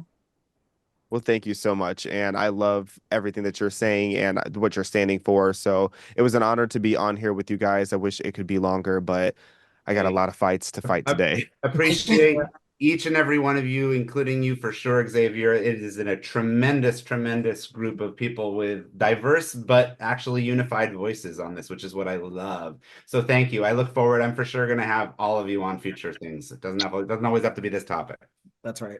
Sounds great. Talk to you guys soon. Talk to you soon. I just wanted to say one thing because I have to run shortly. Okay.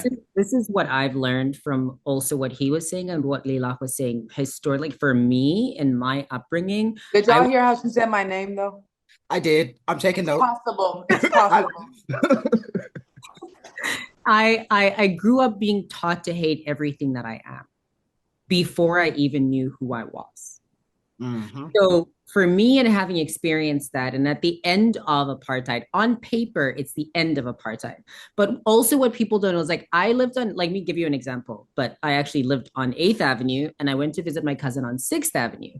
Now the ANC ruled certain parts of the township after apartheid, and a political party that was opposing ruled the other side. So now when it comes to segregation, because that question is centered around a segregated sphere of how to bring people on different blocks together for one thing and a cause that affects all. So in that moment, my cousin and the rest of my family are experiencing the exact same thing that I'm experiencing, but it's different because of the people in which they support and the people in which they lean with.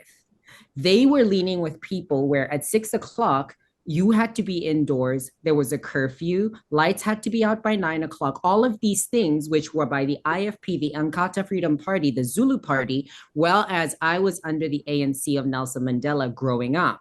There is a huge difference within segregation racially already then, which already tells you how people will turn out. You make a choice as to where you stand on what you stand on by seeing the truth. One has to do the work in order to see the world for what it actually is. And if you don't, then you're just living off of things that are passed on to you. My experience was living through things that are passed on to me, and I'm supposed to be kumbaya and say that all Black people should hear what I need to say. All non-Jews should have to listen to what I have to say because of an experience that should somehow similarly internally be like, oh, something similar might have happened to me or whatever. There should be a link, but the link was severed so long ago because our experiences are so different. So thank you for saying, I don't care what you think. I don't care where you hold me. I don't care where you lean. But what I'm not going to do is align myself in any way, form near you because of who you are. You aligning yourself with a certain organization that is calling for an annihilation of people as terrorists is all I need to know. I don't care what you look like, what you eat, one leg, two leg, I don't care. That is who you are. You are standing on business. What we need to be doing more is standing on business. I'm sorry that your feelings are hurt and you're going through an emotional trauma of realizing that you need to be a part of something to feel better about who you are as a human being, for what your losses are, and internally for the work that you haven't done on yourself by going after something that you know nothing about. Mm-hmm. And that needs to be the ground standard. That is the backbone. And that is where I'm coming from. And that you ain't said nothing but a word. Like I agree with all that. I want to give Rachel a moment because we've had Oh, hi, you're there too? Wow. A cameo appearance, but for the whole time. Taking it all in. It's hard when you have a lot of people and everybody has such a great voice to not, unfortunately, then prioritize the people who are leaving sooner. And everyone this was literally one of the biggest arguments between the two of us. Is I was like, there's no way we were getting all these people on one call. He wanted less. And actually having a chance for everybody to share. And like we literally went back and forth on this for weeks. He wanted 4, 5, 6 people. And I was like, I said that the participants, you guys will enjoy it more if it's 4, 5, or 6, those of you who make it, but the people watching will enjoy it more seeing you guys, because this, instead of this being like a week of a couple of reels, there's going to be like 2.5, 3 weeks of me just releasing reels of all of you talking, and there's so much good material. So it's a little bit of a self-sacrifice for you to take a minute and be patient, but the payoff is what we're doing it for. Rachel, I'm going to ask actually a question, which I'm going to have you start with, okay? This is a question from my wife, Addie.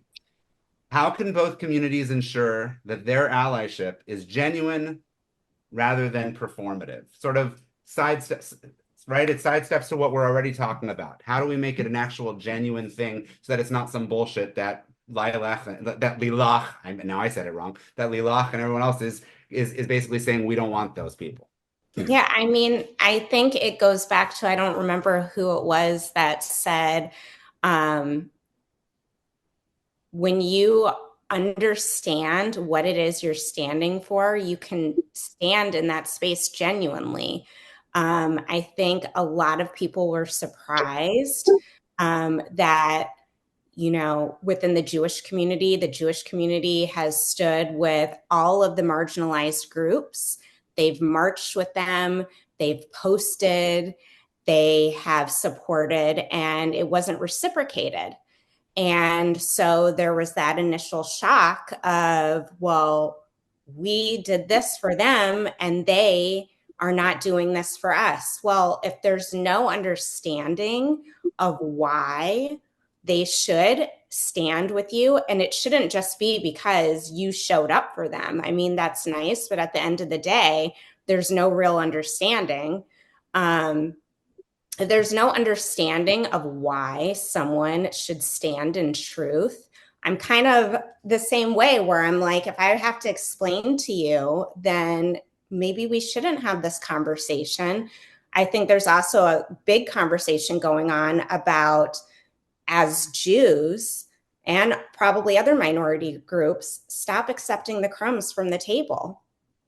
You know, start accepting that these are the people that stand with you, and then these are the people that don't, and move forward. And maybe through education, maybe through our videos and things like this, maybe we will reach people. Maybe someone will say something and a light bulb will turn on in someone.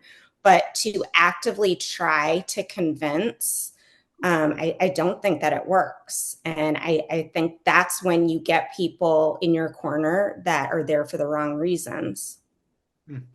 Now, Mazi, you actually are in a space where you can impact this change, not just from a social media perspective, but literally with the laws and that you're helping enact. So what's your take on this? It's amazing to have you back on to be able to ask you more questions.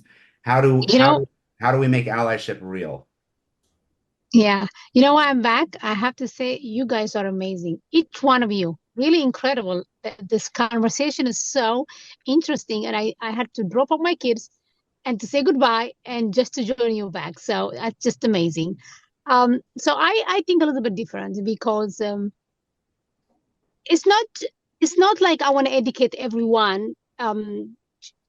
It's not like I want to educate everyone just to love Israel. But as you said, all of you said, you know, when you see a group of people, uneducated people, you know, willing to be outside, to march, to sleep in tent, whatever it is, without any understanding, I feel sorry for them, to be honest. And I feel this is our obligation to educate them, to tell them the truth. And then in the end, after we're going to give all the facts, you know, they can choose whoever they want. They can be in our side or they can be in the other side. I don't care. But I think there is a place for education because maybe Lilaq, she's in Israel. Maybe it's different. You know, when you live in Israel, you fight for your country. You understand that's the only home you have. You're going to say, you know, who cares? I'm going to fight. And this is about the existing of my people. And I will do everything. You love me, you don't love me, I don't care. Maybe you can say that from Israel. But from here, it's very hard to say that for me. Because, you know, you live here, you're raising your children, you see the reality. And then as a politician or elected official, I can tell you, those people who are marching right now can be the Congress members. They can be the people who are going to lead and this country. These people can turn to be the people who are going to make decisions for the future of this country and for our allies. I will hate to see those people growing with this misinformation and misleading and be in charge of this beautiful country and hurt our country here and will stop any support about Israel. So I look at this in different way. I feel my obligation is definitely to be the voice. I'm not afraid, as you can see. I will call terrorist organization. They are terrorist organization. If you are supporting them, something really wrong with you. But at the same time, I will spend also my time to educate people. I do. There's Maybe I cannot be able. Misinformation and educating stupidity. You can fight misinformation without. That's what we're all doing. Yeah, we're all here because we fight misinformation. I'm not going to stop fighting misinformation because I don't want to argue with stupidity.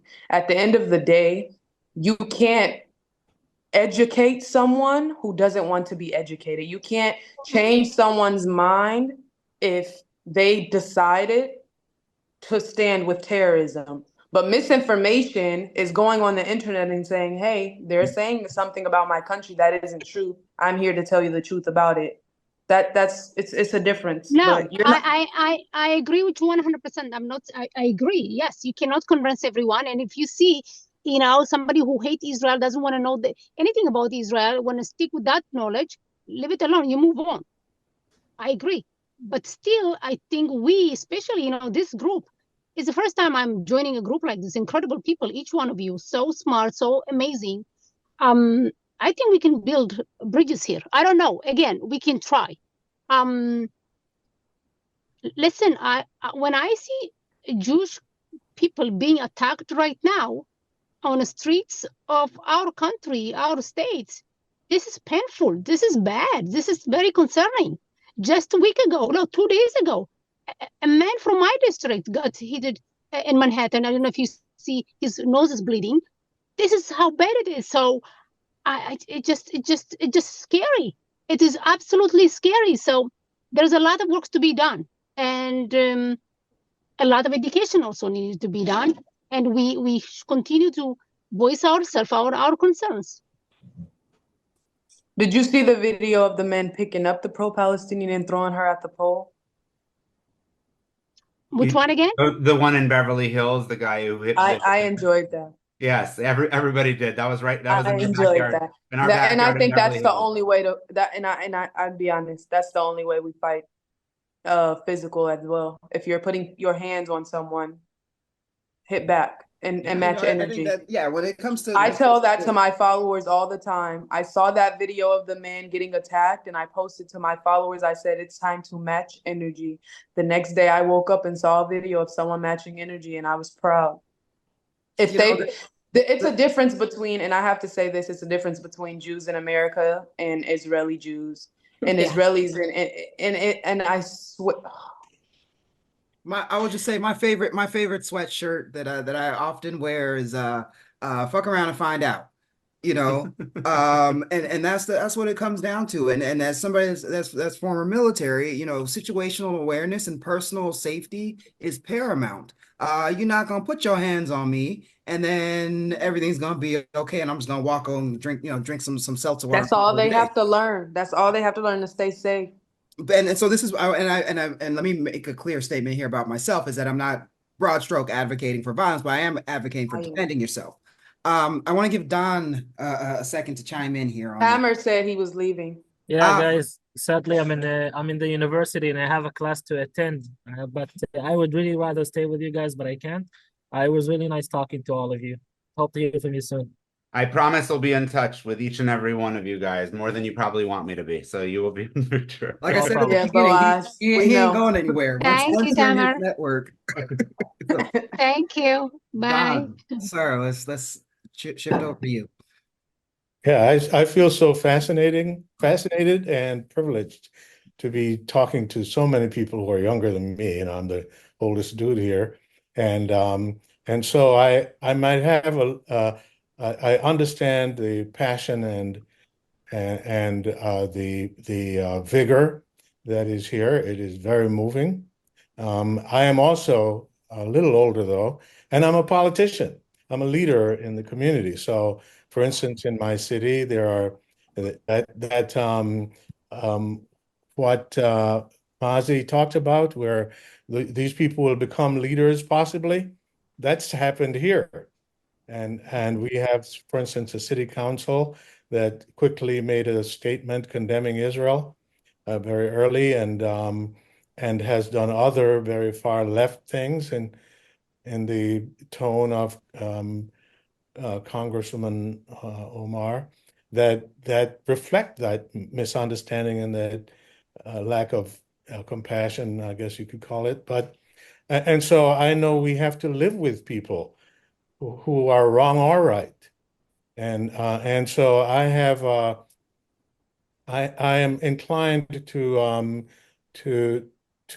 be as militant in terms of being unmovable.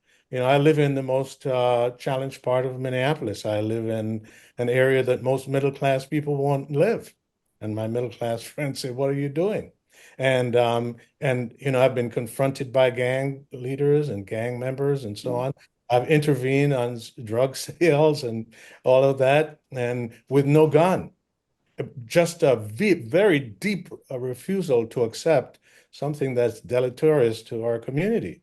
And so I believe that I'm hearing that spirit here. My spirit is a little different in that having lived long enough and being a leader of everybody, wrong and right, I have an urge, as Mazi is kind of sharing, to make sure that we give every opportunity for others to come along. And I've made some statements living here that have alienated supporters over time in the short term. And I can never forget in about 8 years ago, 3 different young people who had turned mid-30s called me and invited me to dinner, to lunch, and wanted to apologize for misunderstanding me and for being so hateful and trying to destroy my reputation by misunderstanding. And so I think in the long arc of things, that those ignorant, uneducated people who are joining groups for affiliation rather than values, and who are stirred by the moment, that there is among them significant proportion that in the future will change. And the message we send and the way we send it is going to be what makes that change. They're going to grow up and be looking for real solutions and be disillusioned by their stupidity because it doesn't work. And so I have a sense that in my life I need to be a guardian of the true value, of the resilient and sustainable value, so that when those who are deluded turn around, and I can tell you that there are many even Jewish people in our community whose children are taking an opposite position. My own children are really challenged by the position I've taken. And gradually over many conversations, I'm seeing the turn. So, that is also part of it. It's both and. It's not either or, strategy-wise, et cetera. And but this is the path that I'm pursuing. Yeah, I think that if we continue to do what we're doing and to speak truth, I mean, I tell the people that follow me and read whatever I write, I am going to tell you the truth. The truth is not always easy to hear. And if you don't agree with the truth, you're going to push back. But I'm always going to tell the truth. And, you may not agree with it now. Maybe you will agree with it later, but you're not going to come back and be like, oh, she didn't tell the truth. You're going to come back and be like, she was right. And I joke with my family, I'm not someone, you don't have to tell me that I was right. I know in my head that I'm right. And that's good enough for me. But I think if we all continue to tell the truth, you can't lose. You can only win with the truth. Even if you start out small, you will make a big impact with the truth. And I'm going to encourage each and every one of you to do what I'm sure you're already doing. This is probably rhetorical, so let's just consider this something I'm talking to you as the collective you. What Xavier said, if you remember, I asked him if he's made a difference for people who really needed that swaying, so to speak, right? Or the people who were just completely out of it. Aloof. Yeah, aloof, to put it nicely. And he said that, when they're in groups, when it's hive mind, right, it's this, right? We don't get that. But when it's one-on-one, I got to tell you, I've had that same experience. I'll have these people, and I'm very, I guess you can say it's being manipulative, but when I'm there and I'm at the hospital and I'm a nurse, I end up mentoring a lot of students. Almost every shift I have a student under me because they know I like to teach. And back in the day, during COVID, I was the COVID educator. So I was giving a lot of people that education, and they were looking to me. That's even Chosen Link started. Well, it's kind of more or less. And it was like, and people were coming to me, even doctors, asking questions about COVID and the vaccines and stuff like that. So what I do, this is the sort of manipulation to some degree, but totally honest. I'll have these students with me. They're inevitably in their 20s. I know they're part of the generation that I'm afraid to see what their feed is showing them and what they're actually thinking about me and people like me, right? And they're very, very frequently intersectional, different communities and so on coming to me as students. And I wait, and hours go by, and they see I'm a really good nurse, and they're lovingly learning from me as a nurse, and they're loving asking questions, and they're looking to me and asking things. And I said, oh, I said, you want to know what I'm really good at if you want to take advantage of? Like, ask me anything about, with patient care communication. I'm a great I'm an over communicator. Ask me anything you want about COVID vaccines. I was like, and you know what? You can also ask me anything you want to know about Israel and anti-Semitism, because I happen to also have a show online where I share things from the right and from the right and the left, and I'm sharing them from Jews and non-Jews. And the whole thing I'm trying to do is show that is basically just show the truth that's out there, right? Because we can all learn something from each other. And at this point of the day, no matter where they're coming from, every last one of them has told me that things that they're hearing, things they're seeing from their peers, things they're hearing from their own classmates, things they probably have been saying too, but they're not going to say to me. And all of a sudden they're like, oh, and they ask me these questions. I shit you not. Every last one of them at the end of the day ends up messaging me afterwards, following me afterwards, and telling me, wow, this has completely opened up my eyes. Now, if they just saw me online, click, they wouldn't have seen me. It would have been nothing. Algorithm wouldn't even show me to them, probably. Right. But even if they did, it would just be part of because they're seeing their friends write down Free Palestine 100 times to spam me. But now suddenly things are different. What's the difference here is because it became a personal one-on-one relationship. I'm not that driver who's cutting them off. I'm the driver who they made eye contact with, and instead of getting the finger for me to not get in my lane, we're waving to each other and we're letting each other into a lane. Well, this is exactly what I was talking about earlier when I'm saying the importance of the individual relationship versus focusing on organizational heads. Because, as somebody, I have a very intersectional identity. And if I lead with any one of those identities, other than the skin color you see, I might get shut down. And I'm often in spaces where people with my intersectional identity are not. And because of that, I've learned the importance of developing individual relationships, and through those relationships, shifting opinions about the different parts of my identity. And I think part of what I'm hearing from everybody here is the understanding of the push and pull, of when it's important to dive in or lean into developing an individual relationship, and the times where it's okay to say, okay, well, I'm gonna put the guardrails up around and you can't come to my table. Both can be true. Of how we're navigating this moment. And I think I'm so honored to have been a part of this and hear all of the wisdom that's being shared, whether it's from Don and recognizing the need for patience and seeing the longitudinalness of approaching this challenge to Mazi, the work that you're doing. I mean, I think that across the board, this has been such a powerful program to be a part of.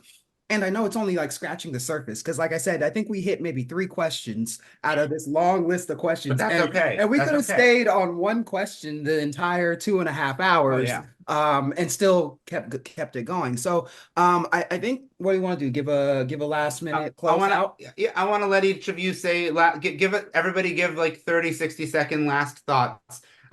Starting with you, Lilaq. Probably the person with the most passion, with good reason, because you're walking around with a gun every day because you need to have a gun every day. And you know something, Lilaq? I've watched so many of your videos and I didn't even realize that you weren't Jewish, because who gives a shit? You're in Israel and you're signed up, and that's the real point there, is that you're in Israel where it doesn't matter and it shouldn't matter that you're not Jewish. So I'm actually It matters in some aspects, but it doesn't matter. Go for it. You put on the uniform, and that's what matters. I mean, it matters to me. That's for damn sure. Thank you. Yeah. I feel like there's a disconnect when it comes to understanding what I said, because I feel like everyone kind of responded to what I said, but not really responded to me. Having a one-on-one conversation is nice. It can help. It's a great thing. But it still doesn't push me to want to conversate with people who side with terrorists. I'm sorry, I fixate on that, and I will continue to fixate on that. People are uneducated, yes, but we're not dealing with toddlers. We're dealing with people who have a right to vote, who still waiting for the right to drink. But at the same time, we're not dealing with toddlers. Yes, they're uneducated. That's because they chose not to educate themselves. They chose that. Because I don't fight, nor do I loudly talk about something that I know nothing about. And that's just me. I mean, and I'm sure any mature adult goes on that as well, because to speak so loudly about something when you're not even educated on it, it kind of blows me. Like if someone, like what Xavier said, I do debates on TikTok sometimes, and I'm very dismissive. If I have a conversation with you and I ask you, what do you think about October 7th? And you ask me, what's October 7th? You're standing for nothing and we have nothing to talk about. If I have to have a one-on-one conversation with you, and okay, this is something I always say. I don't have problems with pro-Palestinians. And I say that because someone who is pro-Palestine, who really is genuinely pro-Palestine, is someone who wants for the betterment of the Palestinian people, who cares about the Palestinian people. And there's a difference between pro-Palestine, being pro-Palestine, or being a part of the pro-Palestinian movement. The movement that represents everything ugly about this world. There is nobody in the pro-Palestinian movement doing it for the genuine reasons that they should be doing it. Anyone who's pro-Palestine, they're not outside beating on people. They're not outside attacking people. They're not outside dancing to doing rituals on university lawns. Like, those are not people who are genuinely pro-Palestine. I don't have a problem with you being pro-Palestine. And if you're pro-Palestine, that's because you're educated on the Palestinian struggle and you want for the betterment of those people. I have no reason to have a one-on-one conversation with you and educate you. When I see people who decided from the jump to side with terrorists, there is no conversation to be had. No one can change that. And even if I change your opinion, I won't be able to change my feelings towards you. If you side with a terrorist organization, I want nothing to do with you. At this moment, we're dealing with a society that is justifying terrorism. I want no parts in it. I love what you're saying, because I don't know if you realize, but the most recent episode that I just did was actually with Palestinians. They're all very much pro-Palestine. None of them are in the pro-Palestine movement. They couldn't be more against this fucked up movement. So it's exactly to your point. I mean, these are people you probably see online, Yasmin Mohammed, Ahmed Fouad, right? You know, people like that. These are people that are actual Palestinians from different parts of the world that are saying they've gone to these so-called pro-Palestinian marches and tried to talk to people. They get booted out. They get cursed at. And they're like, excuse me, random white person telling me with wearing your keffiyeh that's telling me how to go. I'm Palestinian. Who the fuck are you? So absolutely, there's a huge difference between people who are actually looking for peace, looking for something positive in the world, versus basically Hamas supporters. So I completely agree with what you're saying. Absolutely. I think there's the whole entire thing has been hijacked by people, like Xavier said, that don't really have nothing to stand for. And I say this a lot because I have Palestinian friends and they don't like Israel. And again, I can't argue with someone who feels oppressed. I can't argue with someone about their experience. But I definitely will not argue with someone who has no skin in the game and they hijacked a movement and decided to represent everything that the actual people don't represent. And I'm not taking away from how these people are raised. I'm not taking away from how they grow up and attack us at the end of the day. But they don't represent the Palestinian people. And no one should give them that much validation. And from the beginning of me, I never asked to advocate for Israel. I never asked to have followers. I never asked to make videos on a daily basis. But when I started, since the beginning, I've been very dismissive and very, I'm not validating people who don't have the same struggle. And I say this on any type of conversation I have. These are people that their biggest struggle is that Starbucks doesn't support Palestine. I'm not about to argue. My biggest struggle is trying not to get stabbed or killed when I wear my uniform. We don't have the same struggles. I'm not about to argue with them. They cry about not being called LGBTQ. They cry about being a man and not being called a woman. Like, I'm not having these conversations with these people. These are real life experiences. And for them, it's just another struggle or another something to hijack. For me, it's my life. So when I'm being dismissive, this is who I am. You know, you look at my videos, I never gave them that validation. I'm You not, are authentic, and we appreciate that truly. That's not trite. Let's get last thoughts from everybody. Mazi, who the second coming of Mazi, go ahead. Lilaq is a soldier. I mean, Yes, she is a soldier. She's a fighter, and she's tough and very much Israeli. And The I respect her for chutzpah. that. The chutzpah, I feel it. I know from where that's coming. So that's incredible. And you are amazing. So keep it up.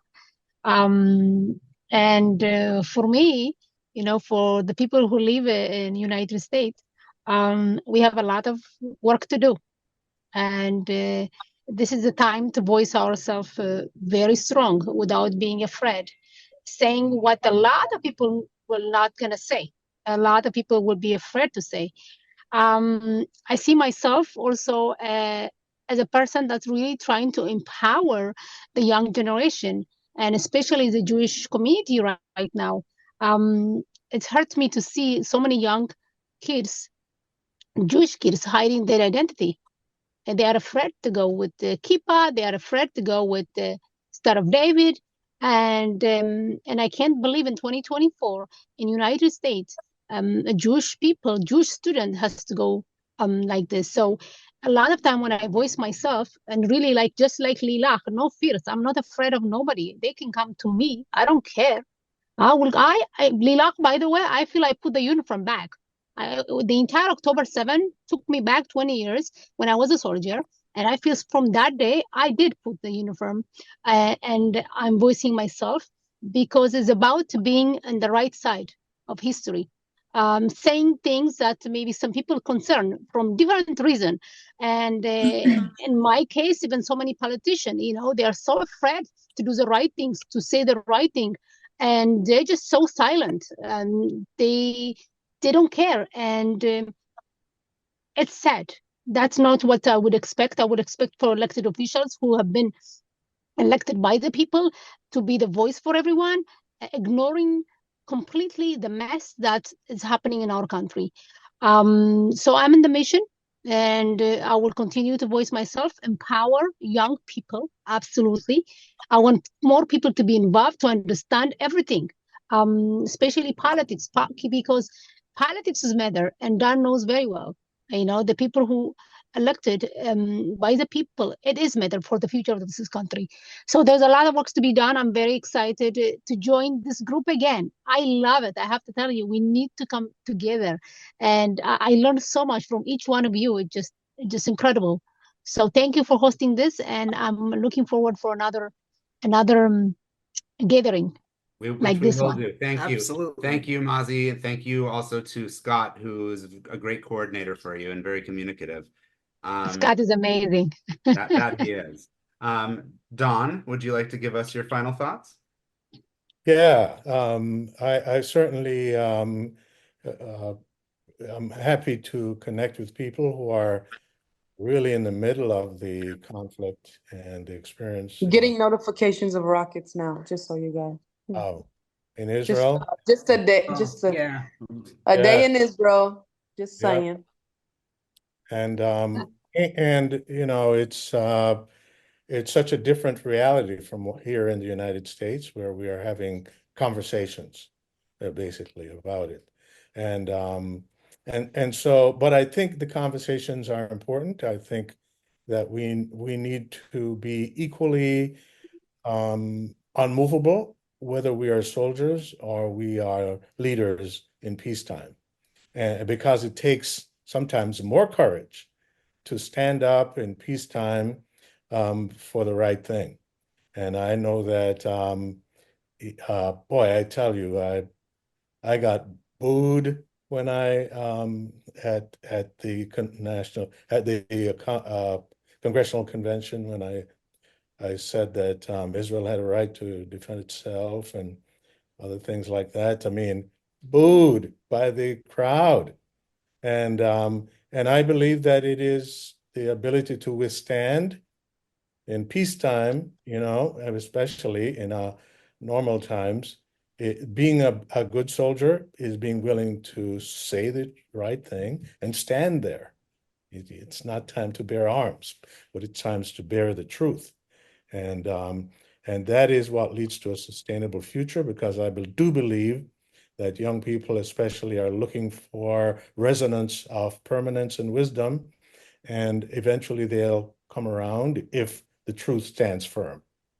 And that's my commitment on this issue and going forward. Damn, why couldn't you just beat Ilhan Omar? Come on, is it that hard to win an election? Damn it. Stop. He will. All right, Rachel.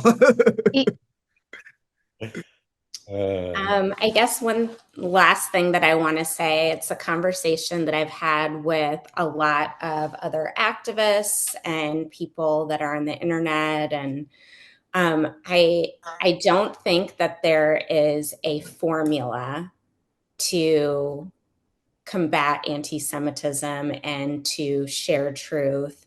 I think kind of the beauty of it is that we all do it in a different way. That there are amazing politicians that can be in places where maybe they're not wanted and still stand in truth.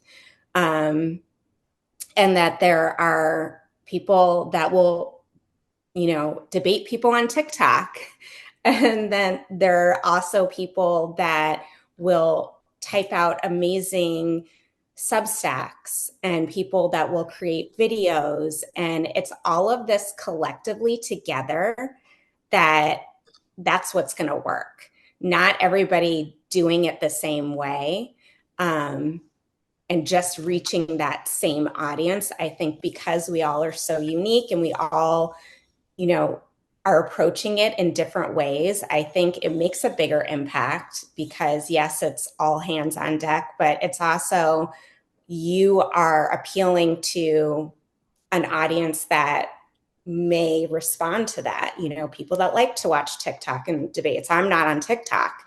You know, people that are on Instagram or people in politics and all of those things. I think the point is we all need to be in all of these spaces, but the way we go about it may be different.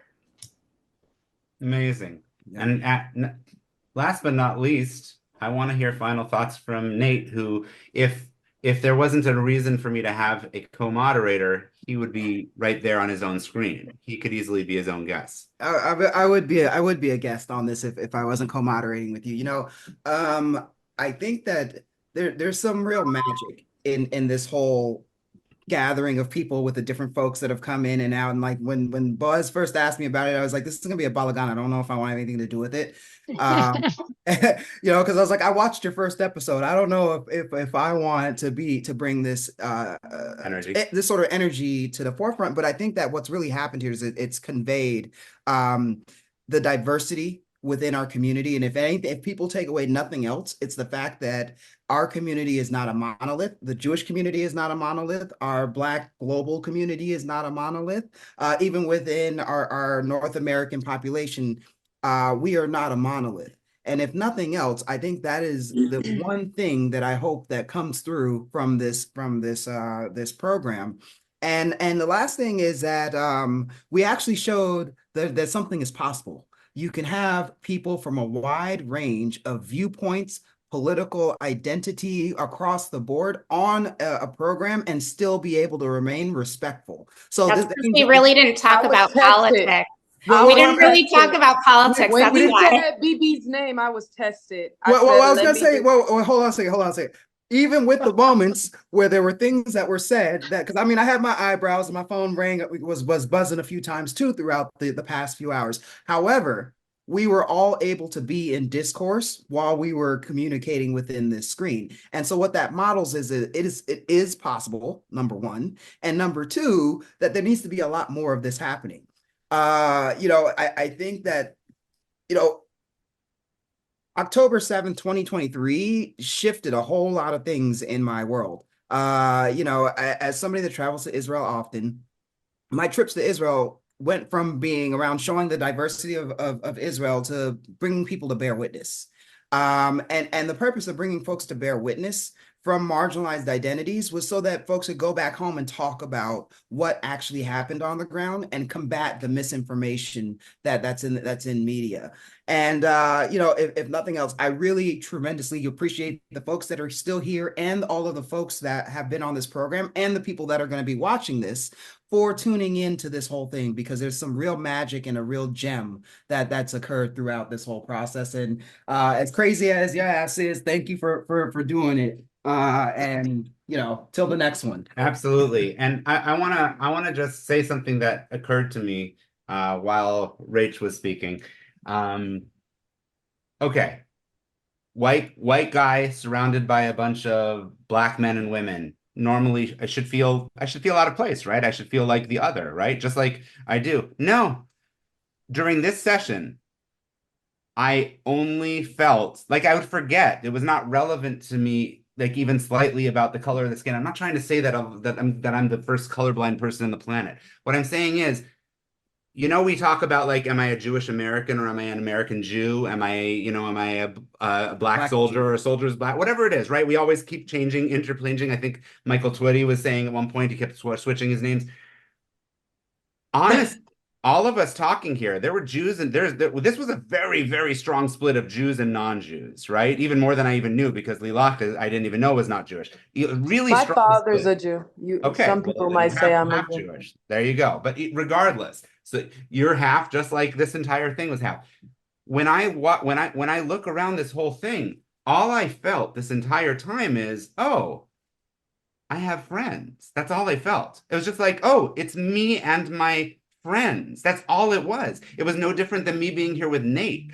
And that's all it was. And I think anybody watching who is, let's forget about the people who are hate watching this, because obviously they exist. We're going to get the spamming. Hi, y'all. Yeah. Hi, I'm sure you're not watching this far. Fuck you. But We still don't care about your opinion. Yeah. I mean, whatever. They're here just to put on their Free Palestine stuff and not contribute anything. But for people that are watching this because they want to learn, or people who are already Zionist or not sure, I got to tell you, like, here I am, and I've always been aware of the color of my skin, but I've always thought of myself as a Jewish American, end of story. And here I am surrounded with a group of people who are Jewish and non-Jewish, but everybody else is black, and like, oh, are you? Yes, you're black, and you're from Ethiopia, and you're of African descent, and you're American. You think of yourself as black and not African American.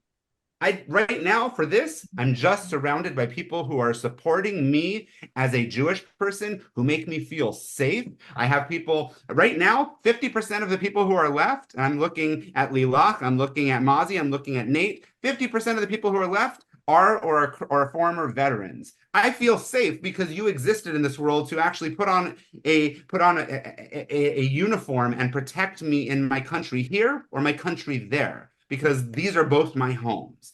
And at the end of the day, as a proud Zionist with close family, my wife's brother is, by the way, a tour guide in the north in Sfat. So you bet your ass right now we are nervous for him and his wife and his 5 kids who are in shelters every day and whose kids sleep on the floor by them because they're too nervous for anything else. And she's a nurse, so they ain't leaving. They're not going anywhere. Let me just tell you, with all of this, all I feel here is the love and support, whether it's Xavier on the right working for PragerU, whether it's Malynda on the left going to the DNC, all I see are friends, and that's all that matters to me. Every one of you are people who I would be proud. I would be proud. I'll be sad if you don't take me up when you come to LA to sit at my Shabbat table. He would be offended. I would. He's coming to my sukkah next week. The food good. I want you all there. The food is good, and I don't know if y'all don't can tell lie, Nate. No, I don't know if you can tell by my shirt, but I always provide the fish. Fresh. Literally, Arab Rosh Hashanah. I called and I was like, I just got off the boat. I'm coming with the fish right now. That's so nice. All right. My if the wife food had, not good, Nate, I'm coming for you. okay, you should be. Do you know how much my wife would fangirl if you came, Lilaq? Oh my God. I'll be there in Come. January. Then Wow. you're staying in our guest house because we have a guest house. And we have one out back, and Nate stayed there before, didn't you? At the end, No, or no, no. we just talked Nate, about is the house hours? not? No, I'm joking. I'm joking. You better off staying here than staying at my place. All I got is a couch. So No, I'm not coming over there. you better take that. I'm in the famous Pico Robertson area in a duplex upstairs, and right downstairs are my in-laws, and we have. Where do you live? Pico Robertson is the name of a neighborhood in LA. There's 3. Oh, you got competition in LA. And I'm a Pico Robertson expat. I live in Venice near the beach. He was a micro farmer living around the corner from us. He used to come over. He literally lived a block away, bringing over like vegetables. Him and the kids would come over and pick grapes or pick whatever they wanted for the night. So, anyways, we go back a long ways, and it's only the beginning. And I know that there's more of this to come, and really look forward to continuing this conversation. And thank you for you guys who stayed on, because my favorite part of this is always the end, and I don't mean when it's over. I mean like when it's down to the last people who can just be rude and crude and jump all over each other. The balagan. That's I can be myself. 100%. So this was fucking amazing. So thank you all very much. We will speak, and in about a month or so. No, not in a month, because I normally get these out a month later because I'm releasing each previous episode. But we're making sure we're gonna skip. We're gonna pass over wrong holiday, but we're gonna pass over I'm about to release my thing with fact checkers. Damn good episode. Things like Honest Reporting and NGO Monitor fact checkers talking about that's about to release. I was about to then get to my next episode that's in the bank, which was about organ donation, and damn, is that an important episode? But that's kind of evergreen. So that's gonna wait. This needs to go out before the election. So thank you. Shana Tova. It's 12 o'clock at night, y'all. Oh my God, yeah. Lilaq Tov. Lilaq Tov. Lilaq Tov. Thank you, guys. the name. Bye. Got it. Bye. Bye. Nice meeting y'all. Thanks for joining us for another edition of Chosen Links. If you like what you heard, feel free to share this episode. Don't forget to like and subscribe to our YouTube channel, and follow us on our socials at Boaz Hepner on X and Facebook, and at Hepner.Boaz on Instagram.